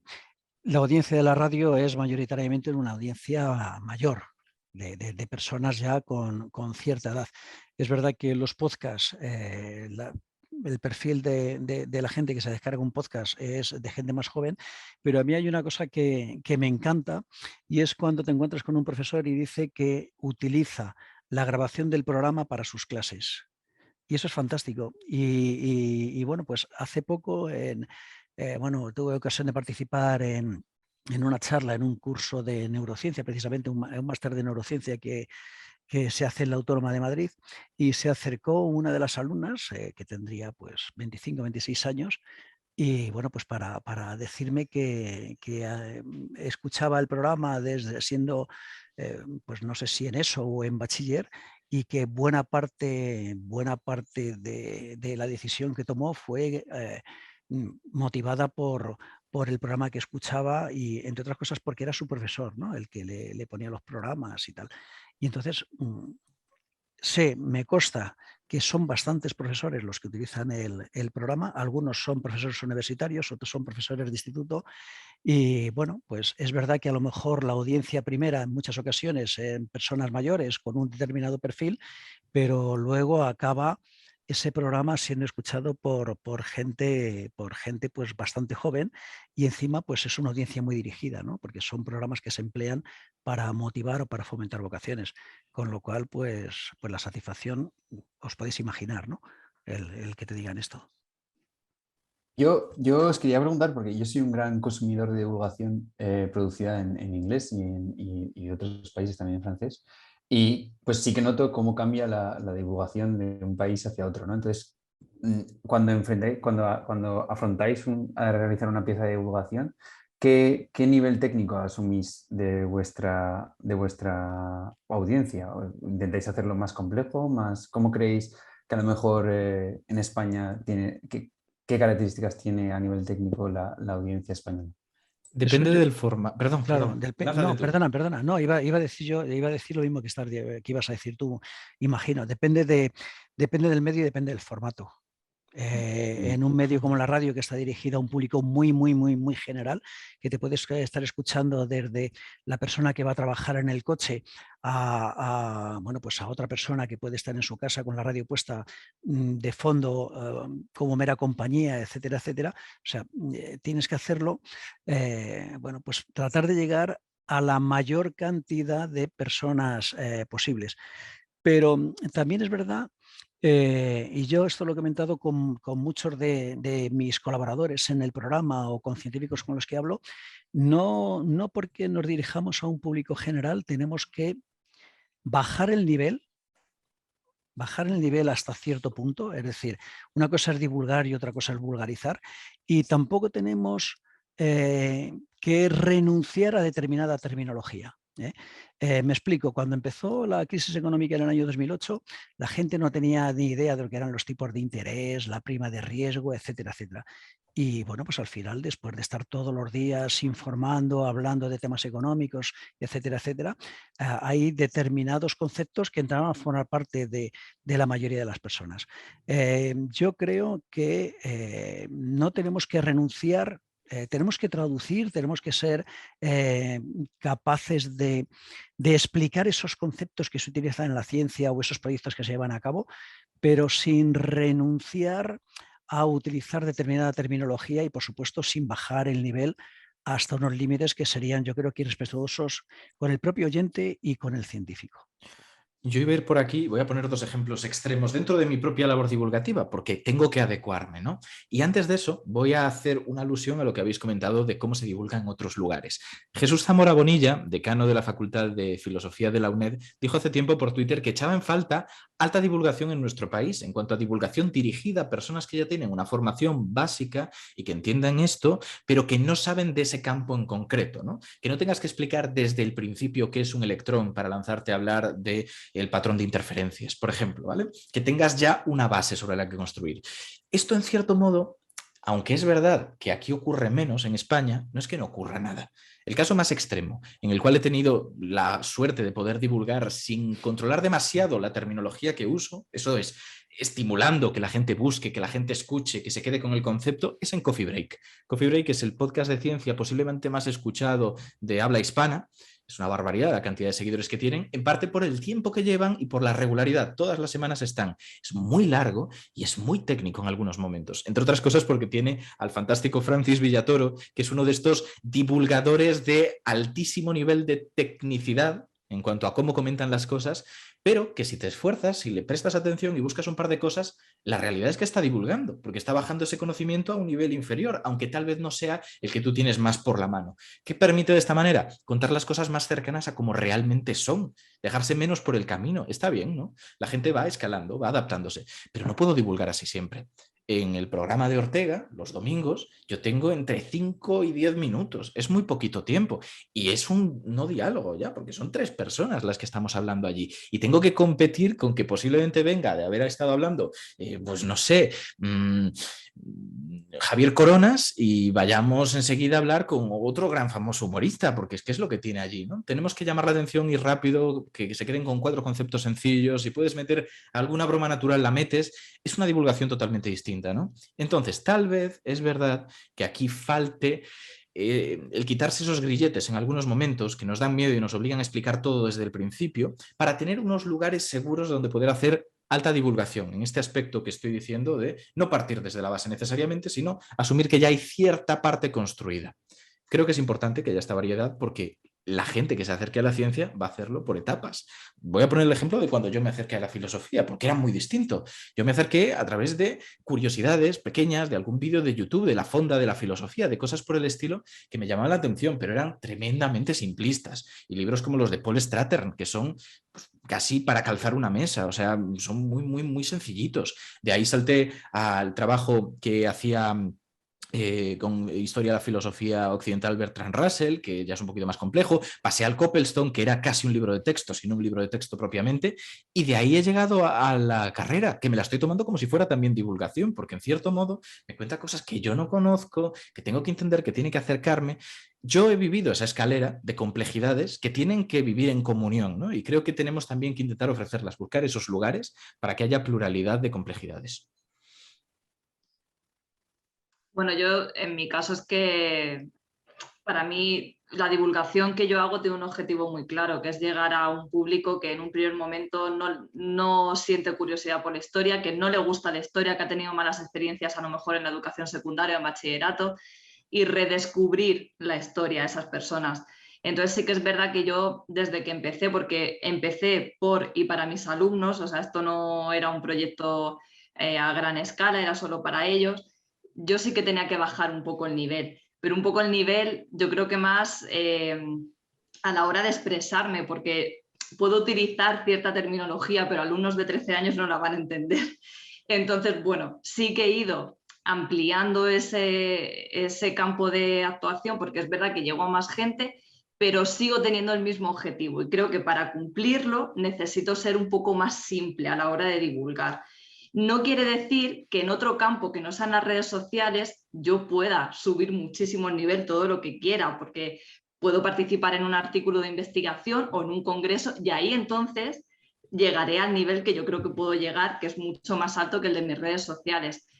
Pero sí que para mí el nivel tiene que ser más, no peor, sino más lineal, más sencillo, más atractivo para un público que no le gusta la historia. O sea, porque mis comentarios muchas veces son de, madre mía, si esto me lo hubieran explicado así como me hubiera gustado la historia. Entonces sé que tengo que mantenerme ahí, porque como me meta con academicismos no llego a ningún sitio en mi campo.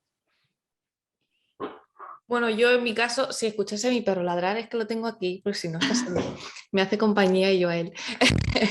En mi caso, yo siempre pienso en un público bastante general y que no tenga conocimientos, bueno, no tenga conocimientos ninguno de ciencia tampoco, porque yo ya no voy a lo básico, hablo de células, hablo de ADN, hablo de cosas poco ya que tienes que tener, pero sí que ahora mismo con el nivel de educación que hay, la mayoría de gente sí que lo puede entender. Sí que me apoyo mucho de las imágenes y de diseños que hago yo para poder apoyarme, porque en ciencia a veces un mecanismo de un anticuerpo que se une a una proteína que activa tal, así dicho, cuesta un poco de imaginar, pero sí que llego a explicar mecanismos de fármacos a nivel ya celular, molecular, y la gente puede, vamos, me consta que la gente lo entiende, o al menos yo lo intento, sin bajar el nivel, simplemente adecuando el discurso y dando unas poquitas de herramientas de apoyo en mis infografías, que básicamente es por donde más divulgo yo ciencia, y siempre enfocado a que cualquier persona lo pueda entender. Y ahora pues con esto del COVID al menos ha aumentado un poco ese nivel de conocimiento sobre biología básica, biología celular, que yo he aprovechado para empezar a explicar otras cosas, porque ya que saben lo que es el ARN, cómo entra un virus y todas estas cosas, han ayudado a que puedan entender ahora mismo otros mecanismos que son más complejos, que básicamente es lo que yo normalmente suelo divulgar. Claro, también es un poco una evolución temporal, ¿no? Si cada vez se divulga más, también se podrá subir el nivel. Y también depende del tiempo que tengas por cada pieza, porque Sí. un vídeo de 1 minuto, evidentemente, pues ahí te quedas. Si tienes más tiempo, por ejemplo, en Nosfera, que intentamos estar en torno a la hora y 10, lo que suelo hacer es, sabiendo que es para un medio generalista, como es La Razón, la idea es que venga todo tipo de gente, ¿no? Y además tiramos mucho la parte narrativa de que haya un protagonista, un invitado, que es quien hace la ciencia, ¿no? Dejamos muy claro que es un ser humano con sus inquietudes y sus peculiaridades, ¿no? Para intentar enganchar. Pero ¿qué hago? Aprovechando que es 1 hora y pico, voy metiendo cada vez un poquito más de caña y llegamos a hablar de metodología hacia el final del podcast. La gente se puede desconectar cuando quiera, evidentemente, y yo supongo que es una forma de graduar lo que alguien quiere aprender, ¿no? Llega hasta un punto, lo ha entendido todo hasta ahí y dice, a mí ya no me interesa saber qué tipo de programas o de lenguaje informático están utilizando para analizar los datos del LHC, por ejemplo, ¿por qué no? Pero hay otras personas que igual ya tienen el conocimiento base, por ejemplo, yo sin ser físico y algo de física sé lo básico, que digo, pues sí que tengo esa curiosidad. ¿Qué programa utiliza? Porque yo sé cuáles utilizamos en otras disciplinas, ¿no? Estamos hartos en las sanitarias de trabajar con R, ¿no? Y R y sus paquetes y todo esto es un lío. Bueno, pues, ¿qué están usando? Y creo que eso me da la oportunidad de ir poquito a poco metiendo y que entonces cada uno haga como un self-service. Hasta aquí llego. Bueno, pues me gustaría avanzar hacia la parte final de la mesa, que ya el tiempo se me está volando, la verdad. Pero quería acabar con una nota un poco más, una visión más personal de vosotros, y es que un poco lo que comentabas al principio de la mesa, Ignacio, ¿no? Que el conocimiento a veces puede ser que el conocimiento, que aprender de placer, ¿no? Que aprender sea belleza, que sea un paso más allá, que sea simplemente no una utilidad o un impacto concreto, sino también una influencia personal, ¿no? Entonces, partiendo de la base de la primera pregunta, de si el conocimiento da placer, ¿qué pensáis? Y claro, ¿y cómo ha llevado la respuesta a esta pregunta a que hayáis decidido hacer de la divulgación vuestras vidas y que cómo empezasteis en el mundo de la divulgación y por qué os quedasteis? Bueno, yo si me permitís empezar esta última parte, yo tengo la suerte de contar con un montón de colaboradores en el programa, entre ellos a Jesús Zamora Bonilla, que nos habla de filosofía de la ciencia en el programa cada X tiempo. Entonces, bueno, yo hablando con ellos, hay cerca de una veintena de científicos, destacados científicos en sus campos y además muy buenos divulgadores, hablando con ellos sobre qué es lo que les lleva a divulgar y luego por mi propia experiencia también, ¿no? El por qué me gusta a mí más un programa de ciencia que no un boletín de noticias. Pues, no, pues podría, por ejemplo, haceros, bueno, pues dar una serie de motivos, ¿no? ¿Por qué se divulga? Bueno, pues un científico te va a decir porque es un deber para la sociedad, porque al final no dejan de nutrirse con fondos públicos y es una especie como de devolución, ¿no? A la sociedad el conocimiento que hacen y el conocer ese conocimiento. Luego también está... no podemos esperar que haya una ciencia de excelencia en un páramo. Es decir, para eso tiene que haber una masa crítica. Y esa masa crítica de científicos, es decir, es muy difícil que salga un premio Nobel como Ramón y Cajal. Eso sucedió hace más de un siglo. Es muy difícil que en España, tal y como está planteada ahora mismo la ciencia en nuestro país, no digo que sea imposible, pero es bastante complicado que pueda haber un premio Nobel. Se necesita esa masa crítica, se necesitan muchos científicos trabajando en proyectos muy buenos y bien dotados económicamente. Y eso, para eso es necesario que el conjunto de los ciudadanos, de los españoles, pues tengamos claro que la ciencia es necesaria para nuestro país y que esa masa crítica tiene que existir. Luego, además, los científicos también dicen que es bueno para ellos. Y es bueno para ellos en muchos sentidos. Hay proyectos, por ejemplo, como el de Atapuerca, hay incluso un libro de la Autónoma de Barcelona donde queda esto reflejado. El proyecto de Atapuerca, el éxito que ha tenido ha sido gracias entre otras cosas, a la labor, a la extraordinaria labor de divulgación de sus codirectores. Pero es que además hay muchos científicos que cuando hacen labores de divulgación consideran que es positivo para su trabajo. Es decir, de alguna forma hay una retroalimentación. Cuanto más divulgan, se benefician de más proyectos de investigación o por lo menos les es más fácil esos proyectos de investigación.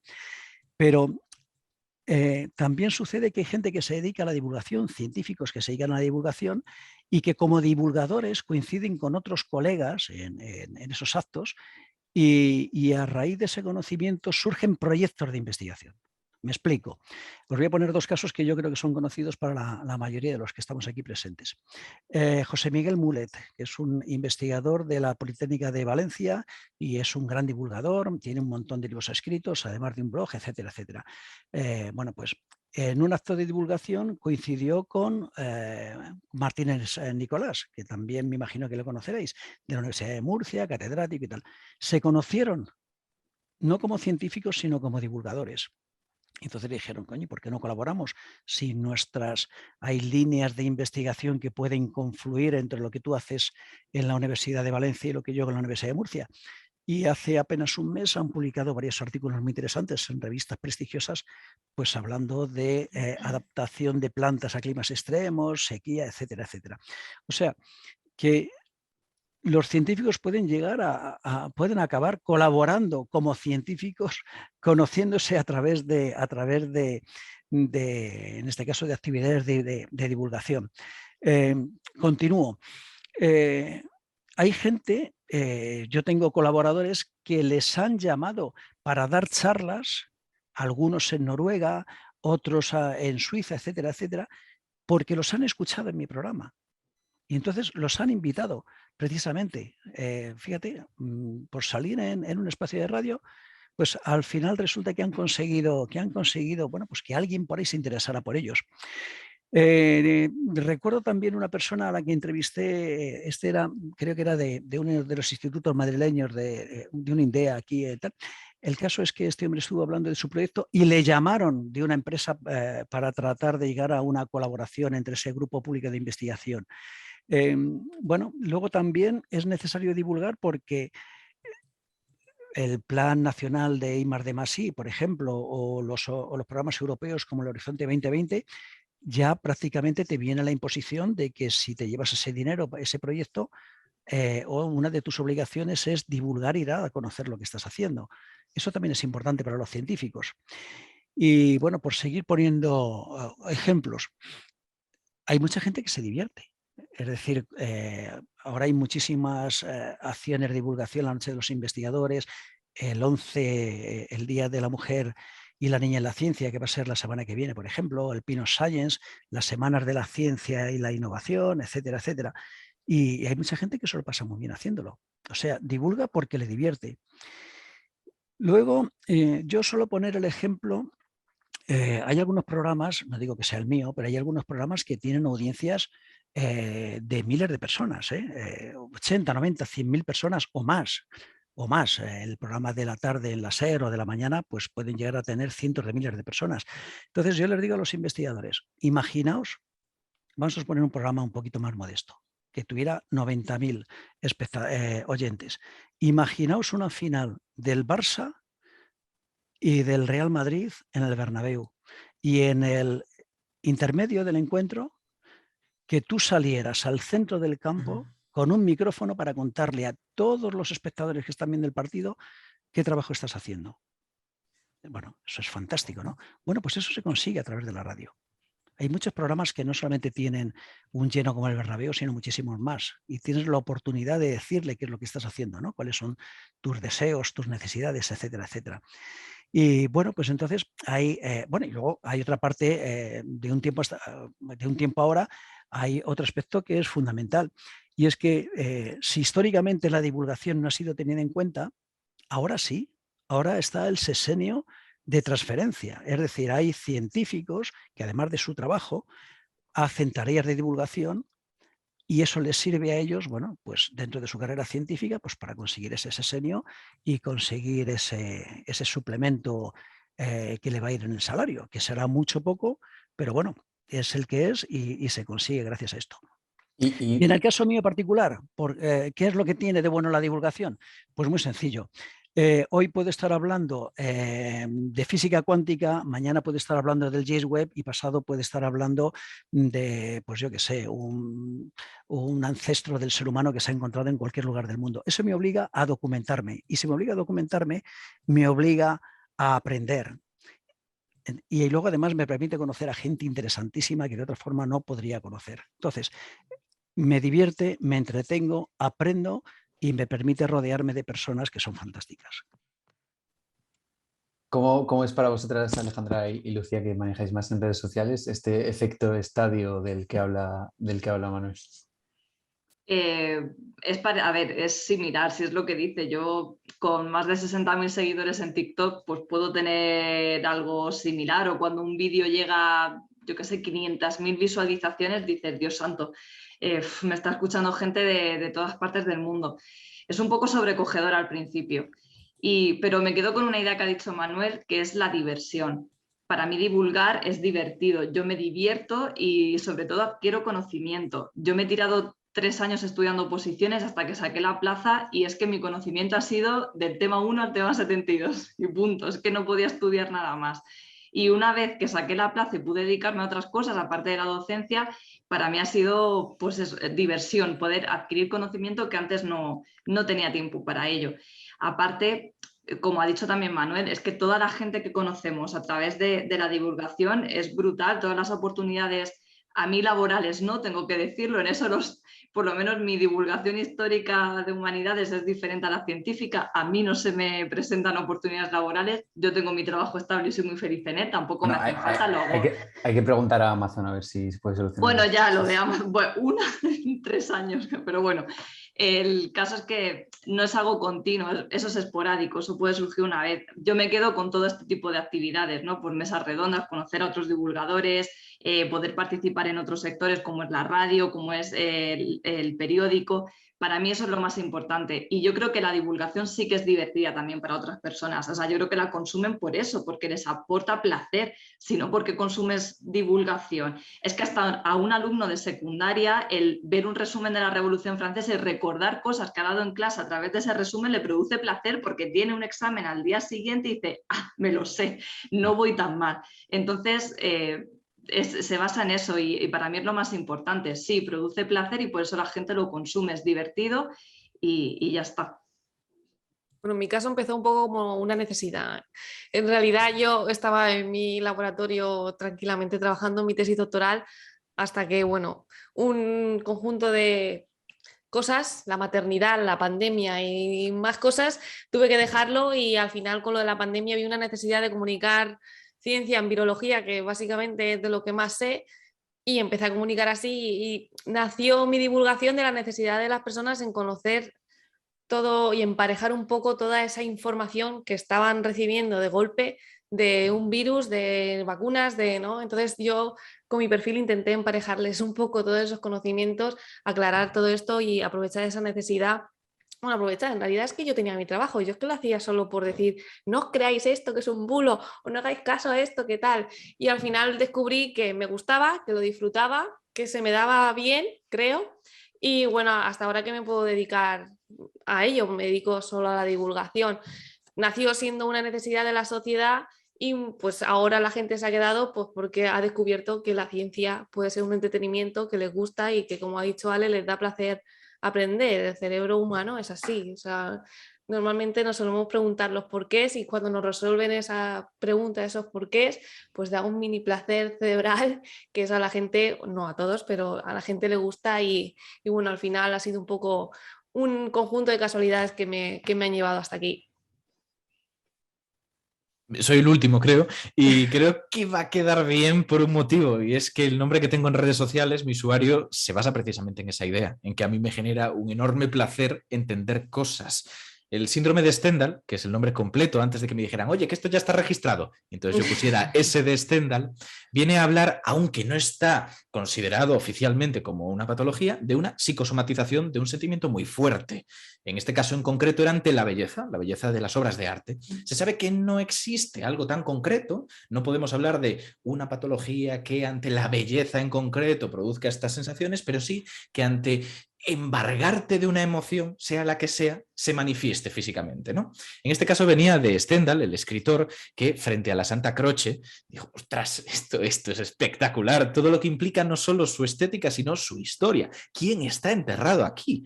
Todo eso le sobrecogió, hizo que empezara a temblar, que perdiera casi la vista y se acuñó como síndrome de Stendhal. ¿Quién cogió esta idea? Psicoanalistas, que sabemos que de ciencia nada, pero la idea es bonita, ¿no? Es algo descriptivo de lo que realmente siento cada vez que comprendo algo de ciencia. Y a la vez es una declaración de intenciones de que estamos hablando de conocimiento, ciencia, puntualmente, pero si hay de vez en cuando que meterse en algo de historia para entenderlo, de filosofía o de otra disciplina, pues se hace, porque al final es conocimiento y nos gusta por igual, ¿no? Yo, en concreto, eso fue lo que me motivó a ponerme a divulgar. La parte de ocio. Yo defiendo que la divulgación es principalmente ocio, y eso no es nada malo, aunque luego pueda tener sus beneficios. El deporte es ocio y te mantiene sano y viene muy bien tener una población que hace ejercicio porque hay una reducción del gasto sanitario, ¿no? Sin duda, pero es ocio.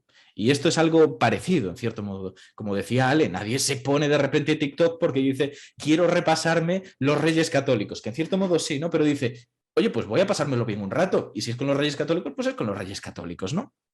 Es un poco la idea que creo que hay de fondo. Y en mi caso nunca pensé dedicarme solamente a esto. Yo estaba atendiendo por otros caminos de investigación. Después de medicina, quise dedicarme a tema de neurociencia computacional, porque me gusta mucho esa frontera entre disciplinas, ¿no? Que de repente a un médico le soltaran con matemáticas y computación, que cuenta Santi García Cremades, el divulgador de Radio 5 de matemáticas, que para distinguir a un médico lo que tienes es que explicarle estadística, y si vomita es un médico, ¿no? Pues yo me enfrentaba a eso porque quería entender algo que estaba alejado a lo mío, y en mi tiempo libre lo que hacía era leer de otras disciplinas. Yo durante la carrera de medicina, entendiendo más o menos, lo que hacía era pedir por Navidades libros de texto de otras disciplinas, de geología, de astrofísica, de lo que sea, y dedicarles tiempo, preguntarle a gente que sabía, intentar comprender las bases, aunque fueran las bases y los rudimentos. De repente descubrí que eso que llevaba consumiendo tiempo podía darle otra vuelta, podía empezar a contarlo también. Y tuve la oportunidad de hacerlo en FameLab con monólogos científicos, luego en A Ciencia Cierta, un programa que era de radio en su momento, en CV Radio en Valencia, pero que ante la pandemia cerró y ahora es un podcast. Allí Antonio Rivera me dejó hablar todas las semanas que quisiera de lo que quisiera, porque sabía hasta dónde mojarme y siempre había algún experto para que ellos contaran lo importante, ¿no? Y ahí fue cuando empezó a darme el gusanillo, empecé a tomarlo como un ocio ya completo, divulgar, y me lancé a investigar, como decía, pero durante el máster me encontré, máster de neurociencia cognitiva con rama en computacional, que buscaban gente para la razón y me contactaron a mí y a otras personas, nos plantearon la posibilidad de crear un equipo, nos pidieron pues, determinados artículos que hubiéramos hecho para ver nuestro estilo y que les hiciéramos una propuesta, y me cogieron contra todo pronóstico, y de repente con eso yo ya podía, aunque fuera como autónomo, vivir de la divulgación, enteramente de la divulgación. Por supuesto, de forma bastante precaria, sobre todo porque casi falso autónomo, ¿no? Pero poco a poco, y sobre todo durante este último año, porque la pandemia ha frenado todo como lo ha frenado, me han llegado muchas más ofertas y he empezado a encontrar aquí, allí, y algo que para mí era ocio se ha convertido en profesión, pero con un punto importante. Y es que de repente ahora yo puedo dedicarme justo a lo que decía Manuel, que es como yo defiendo siempre mi profesión. Yo hoy estoy hablando de, pues como estaba comentando, de la evolución humana, de antropología evolutiva. Y mañana te estoy hablando de, pues no sé, microscopía electrónica. ¿Y qué tendrá que ver? Bueno, pues tener cuidado hasta donde cuentas, contactar con gente maravillosa que te pueda explicar las cosas de tú a tú como una clase particular gratis, eso es una maravilla. Y de esa manera, pues todos los días estoy decidiendo qué quiero entender, qué quiero conocer un poquito más a fondo, sobre qué quiero instruirme, ¿no? Hay una cosa que yo creo que define esto, y es cuando estaba en Valencia, lo que hice fue decir, ostras, qué poco sé de matemáticas y cuánto me están empezando a gustar las matemáticas. ¿Cómo podría aprenderlas? Por supuesto, cogiendo un libro, ¿no? Y eso lo hacía. Pero tiene que haber algo más. Bueno, pues monté un evento científico de ciencia en bares, de este típico que se hace, mensual, de charlas de matemáticas. Porque era una manera de decir, oye, investigador desconocido, tenemos este evento, ¿podrías venir a hablarnos de tu trabajo durante una hora? Y eso era una maravilla, porque, vale, hablaba para mucha gente, pero lo que me motivaba era algo egoísta en un buen sentido, y es, cuéntamelo, por favor, y ya de paso al resto, ¿no? Eso es un poco lo que a mí me ha movido, un egoísmo por el saber que, oye, si puedo conseguir que el resto se beneficien de ello, maravilloso, pero yo quiero aprender yo, quiero sacarle partido a esto, quiero conocer más, quiero sentir ese síndrome de Stendhal.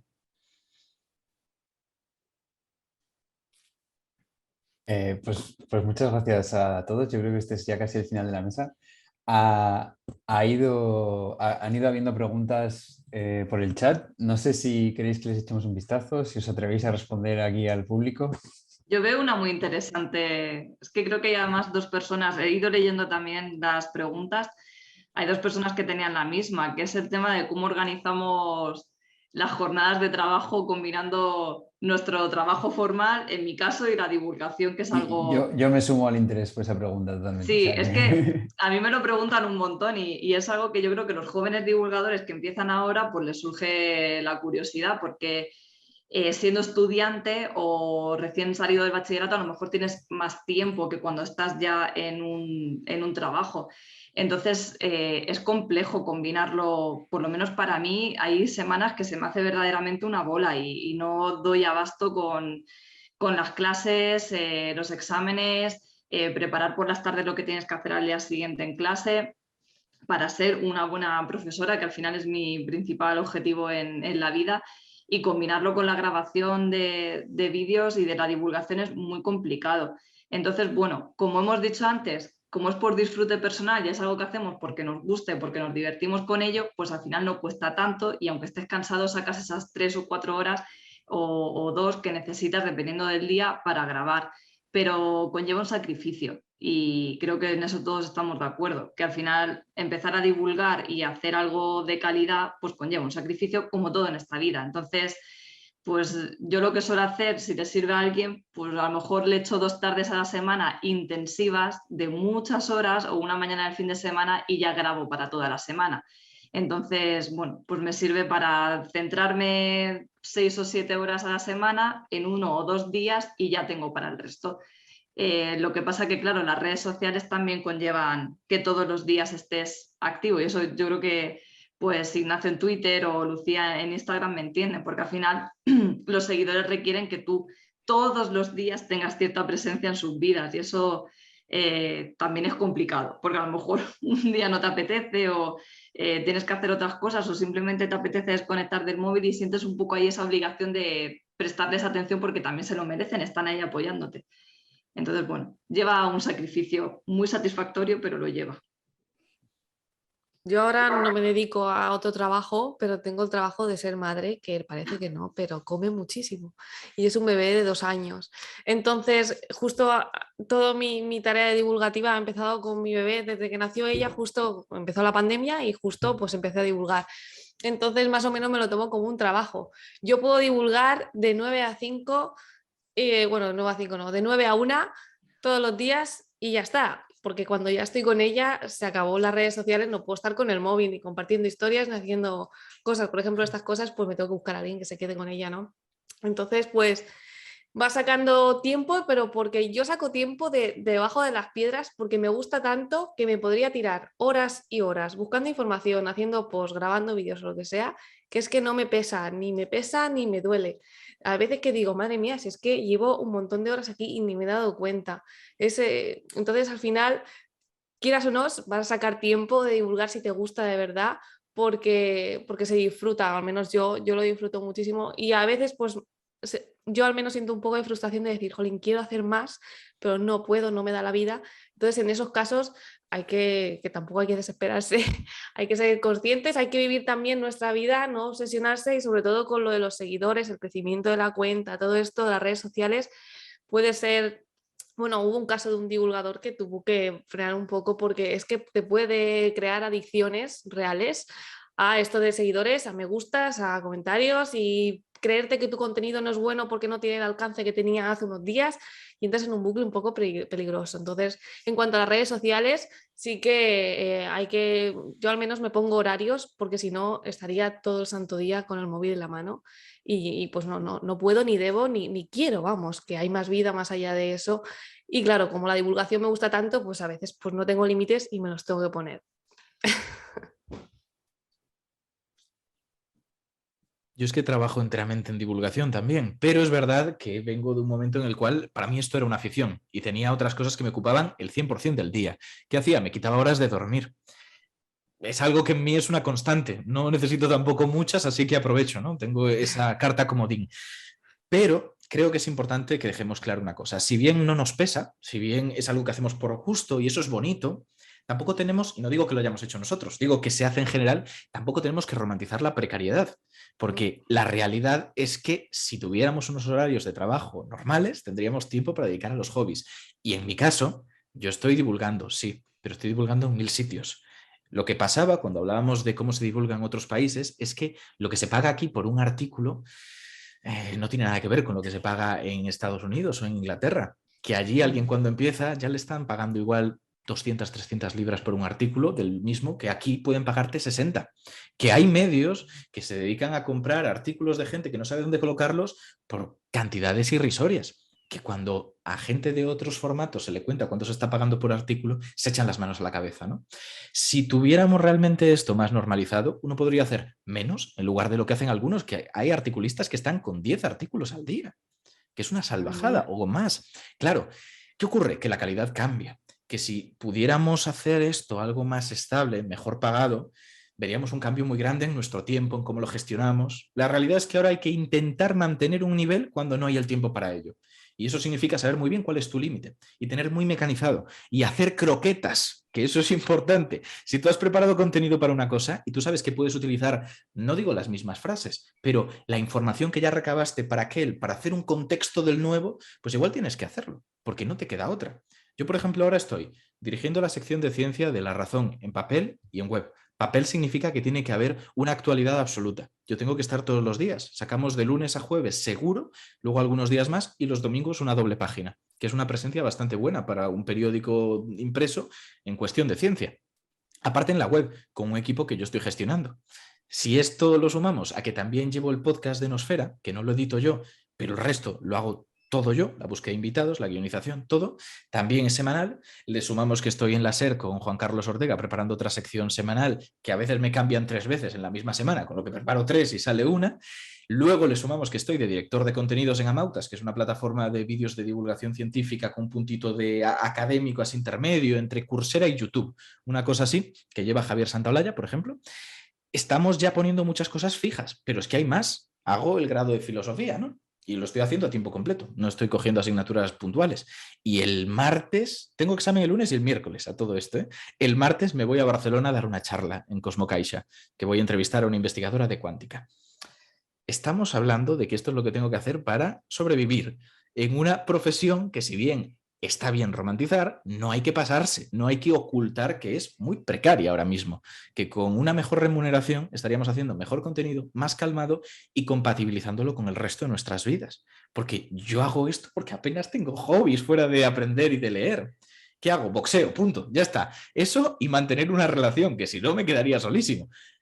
Esto es lo que ocurre, que necesitamos tiempo, necesitamos una calidad laboral mejor de la que tenemos ahora mismo. Sí, el otro día leí que si un jefe nos exigiese a personas que hacemos 1000 cosas, lo mismo que nosotros mismos nos exigiéramos, seguramente nos fuéramos a quejar al jefe de que no nos da la vida, de que nos ponga un horario normal, no como nosotros que estamos desde que nos levantamos hasta que nos acostamos pensando en la divulgación, en que tengo que crear contenido para esto, grabar un vídeo o ir a hacer una conferencia. Claro.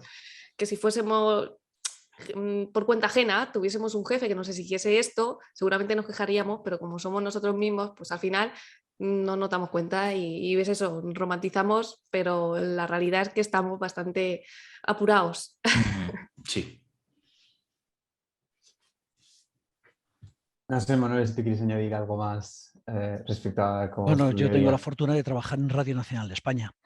Y entonces, bueno, pues trabajar en una empresa pública, una empresa potente, y no soy rico ni muchísimo menos, pero bueno, tampoco me puedo quejar. Trabajas efectivamente lo que, digamos que las horas que tú te pones. Yo tengo una jornada laboral, es verdad, como tiene el resto de mis compañeros, pero yo a las 7 de la mañana, 7:15 de la mañana, estoy en Prado del Rey todos los días. Y muchas noches a las 9:30 estoy trabajando aquí en casa en el ordenador. Bueno, tengo a hombros de gigantes, tengo un espacio en Radio 5 que se llama Palabra de Ingenieros, un espacio semanal con la Real Academia de Ingeniería, que son pues entrevistas que hago a académicos, a ingenieros sobre determinados temas de ingeniería, y luego a eso hay que darle la forma de un microespacio, y lleva, la verdad, muchísimo trabajo. Además de una sección en directo que hago en Radio 5 todos los miércoles a las 11:15, que es hablar con un investigador. Es decir, todo eso es fundamentalmente documentación, preparar, producción, quedar con los investigadores, preparar toda la logística para que puedan llegar allí a la casa de la radio, encargarte de los colaboradores, editar sonidos. Bueno, lleva mucho trabajo. Es decir, al final un programa de 1 hora no es 1 hora, ni muchísimo menos. O un espacio en Radio 5 de 5 minutos no son 5 minutos, ni mucho menos. La gente a lo mejor le asombraría mucho que para hacer esos 5 minutos lo mismo son 2 días de trabajo.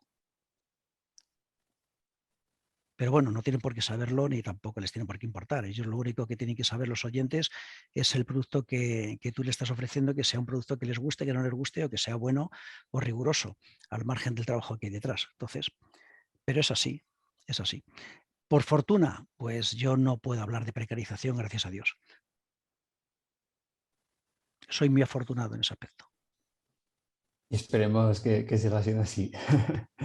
Bueno, hasta aquí hemos llegado al final de la mesa. Quería agradeceros de nuevo, Manuel, Alejandra, Ignacio y Lucía, vuestra participación. Creo que la conversación ha sido muy interesante. De hecho, había momentos que tenía muchísimas ganas de intervenir, o sea que ha sido, la verdad que al menos yo creo que ha quedado bastante bien. Pero ahora me gustaría darle la palabra a Martín de nuevo, porque creo que vamos a anunciar a los ganadores, a los seleccionados para el premio Jóvenes Divulgadores y que van a entrar a nuestro programa. Bueno, pues lo primero, muchísimas gracias por esta mesa redonda. Yo la he disfrutado mucho. Ver las diferentes perspectivas, aprovechando que me llega otra vez el turno de voz. Y la situación que hemos tenido con los panelistas, en el que Ale, pues estabas más sola con respecto a la divulgación en letras. Y una cosa que se me ha olvidado al iniciar es cómo nosotros queremos también plantear esto de la divulgación, porque no vemos la divulgación, como en muchos casos pues se ha visto clásicamente, que es una divulgación más científica, puramente científica y tal. Lo vemos como una herramienta que se puede aplicar a cualquier ámbito, sobre todo si te apasiona, ¿no? Hilando con lo que habéis dicho. Y adelantando un poco lo que os voy a enseñar ahora, en este vídeo, en el anuncio de los candidatos seleccionados, estamos muy contentos en ese aspecto. Hay temática muy diversa y bueno, pues sin más dilación, vamos allá. Voy a prepararlo, voy a compartir pantalla, ¿vale? A ver, pantalla, avanzado, vídeo. Compartir.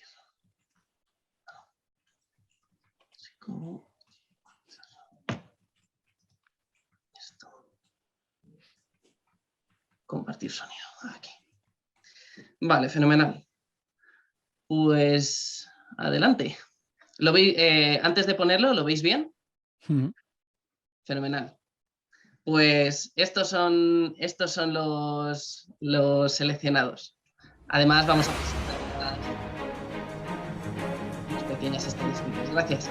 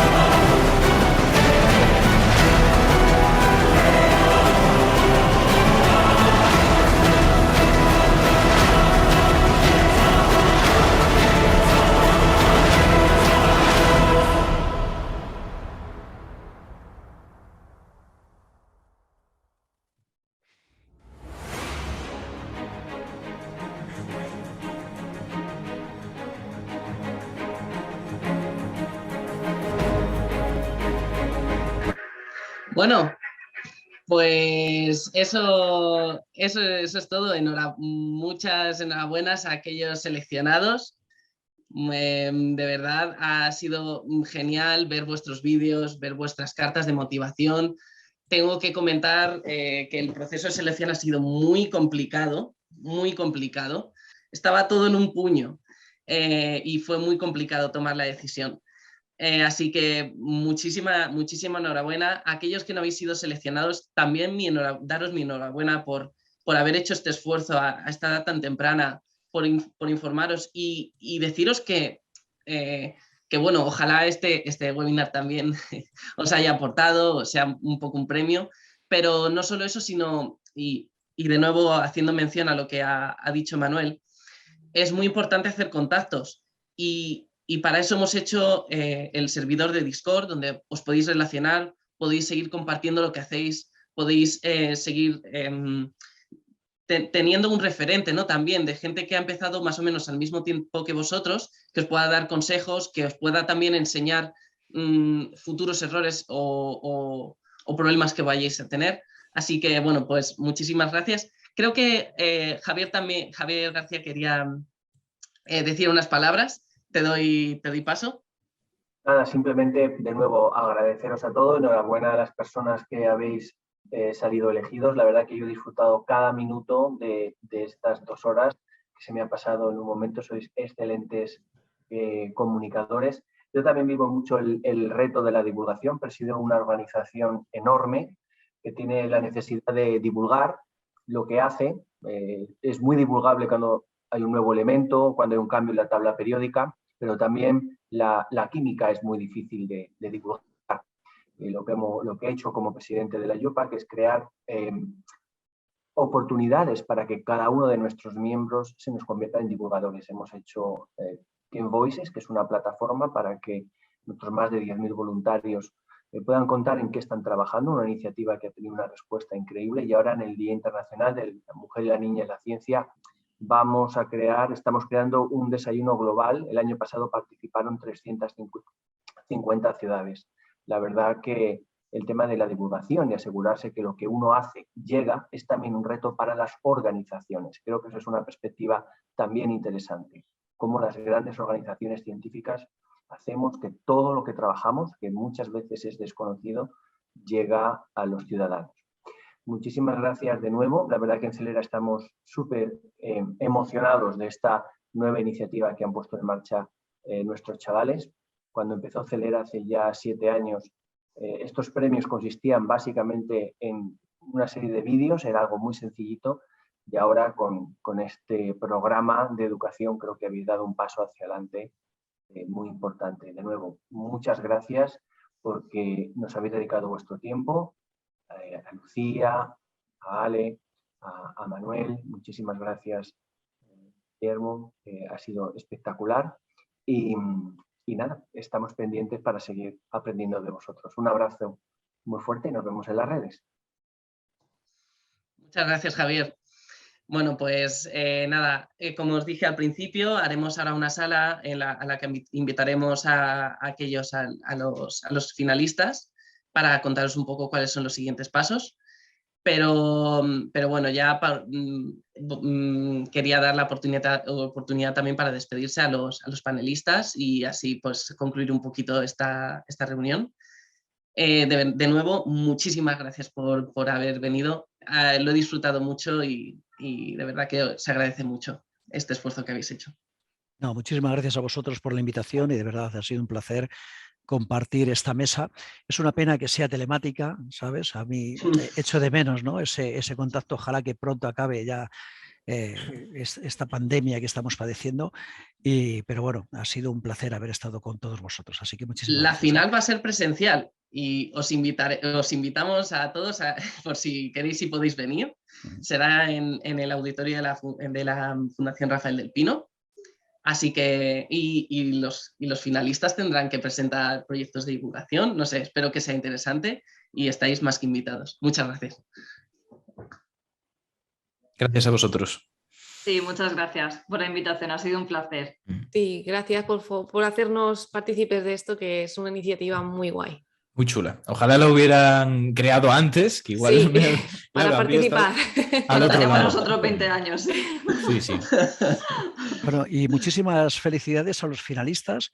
Y bueno, no siempre se gana. Es decir, todos aquellos que al final no consigan el premio, que no desesperen, ni muchísimo menos.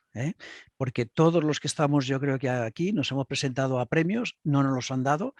Cuando te los dan, oye, pues te divierte mucho y la verdad es que es un placer. Y cuando no te lo dan, pues ¿qué se le va a hacer? ¿Sabes? Pues a por el siguiente. Así que no se desanime ninguno y muchísimas felicidades por estar ahí. Sí, yo los animo a seguir divulgando, aunque no hayan ganado esto o los que hayan ganado. Si les gusta y lo disfruta, que sigan divulgando, que hacen falta divulgadores, pero de todas las ramas.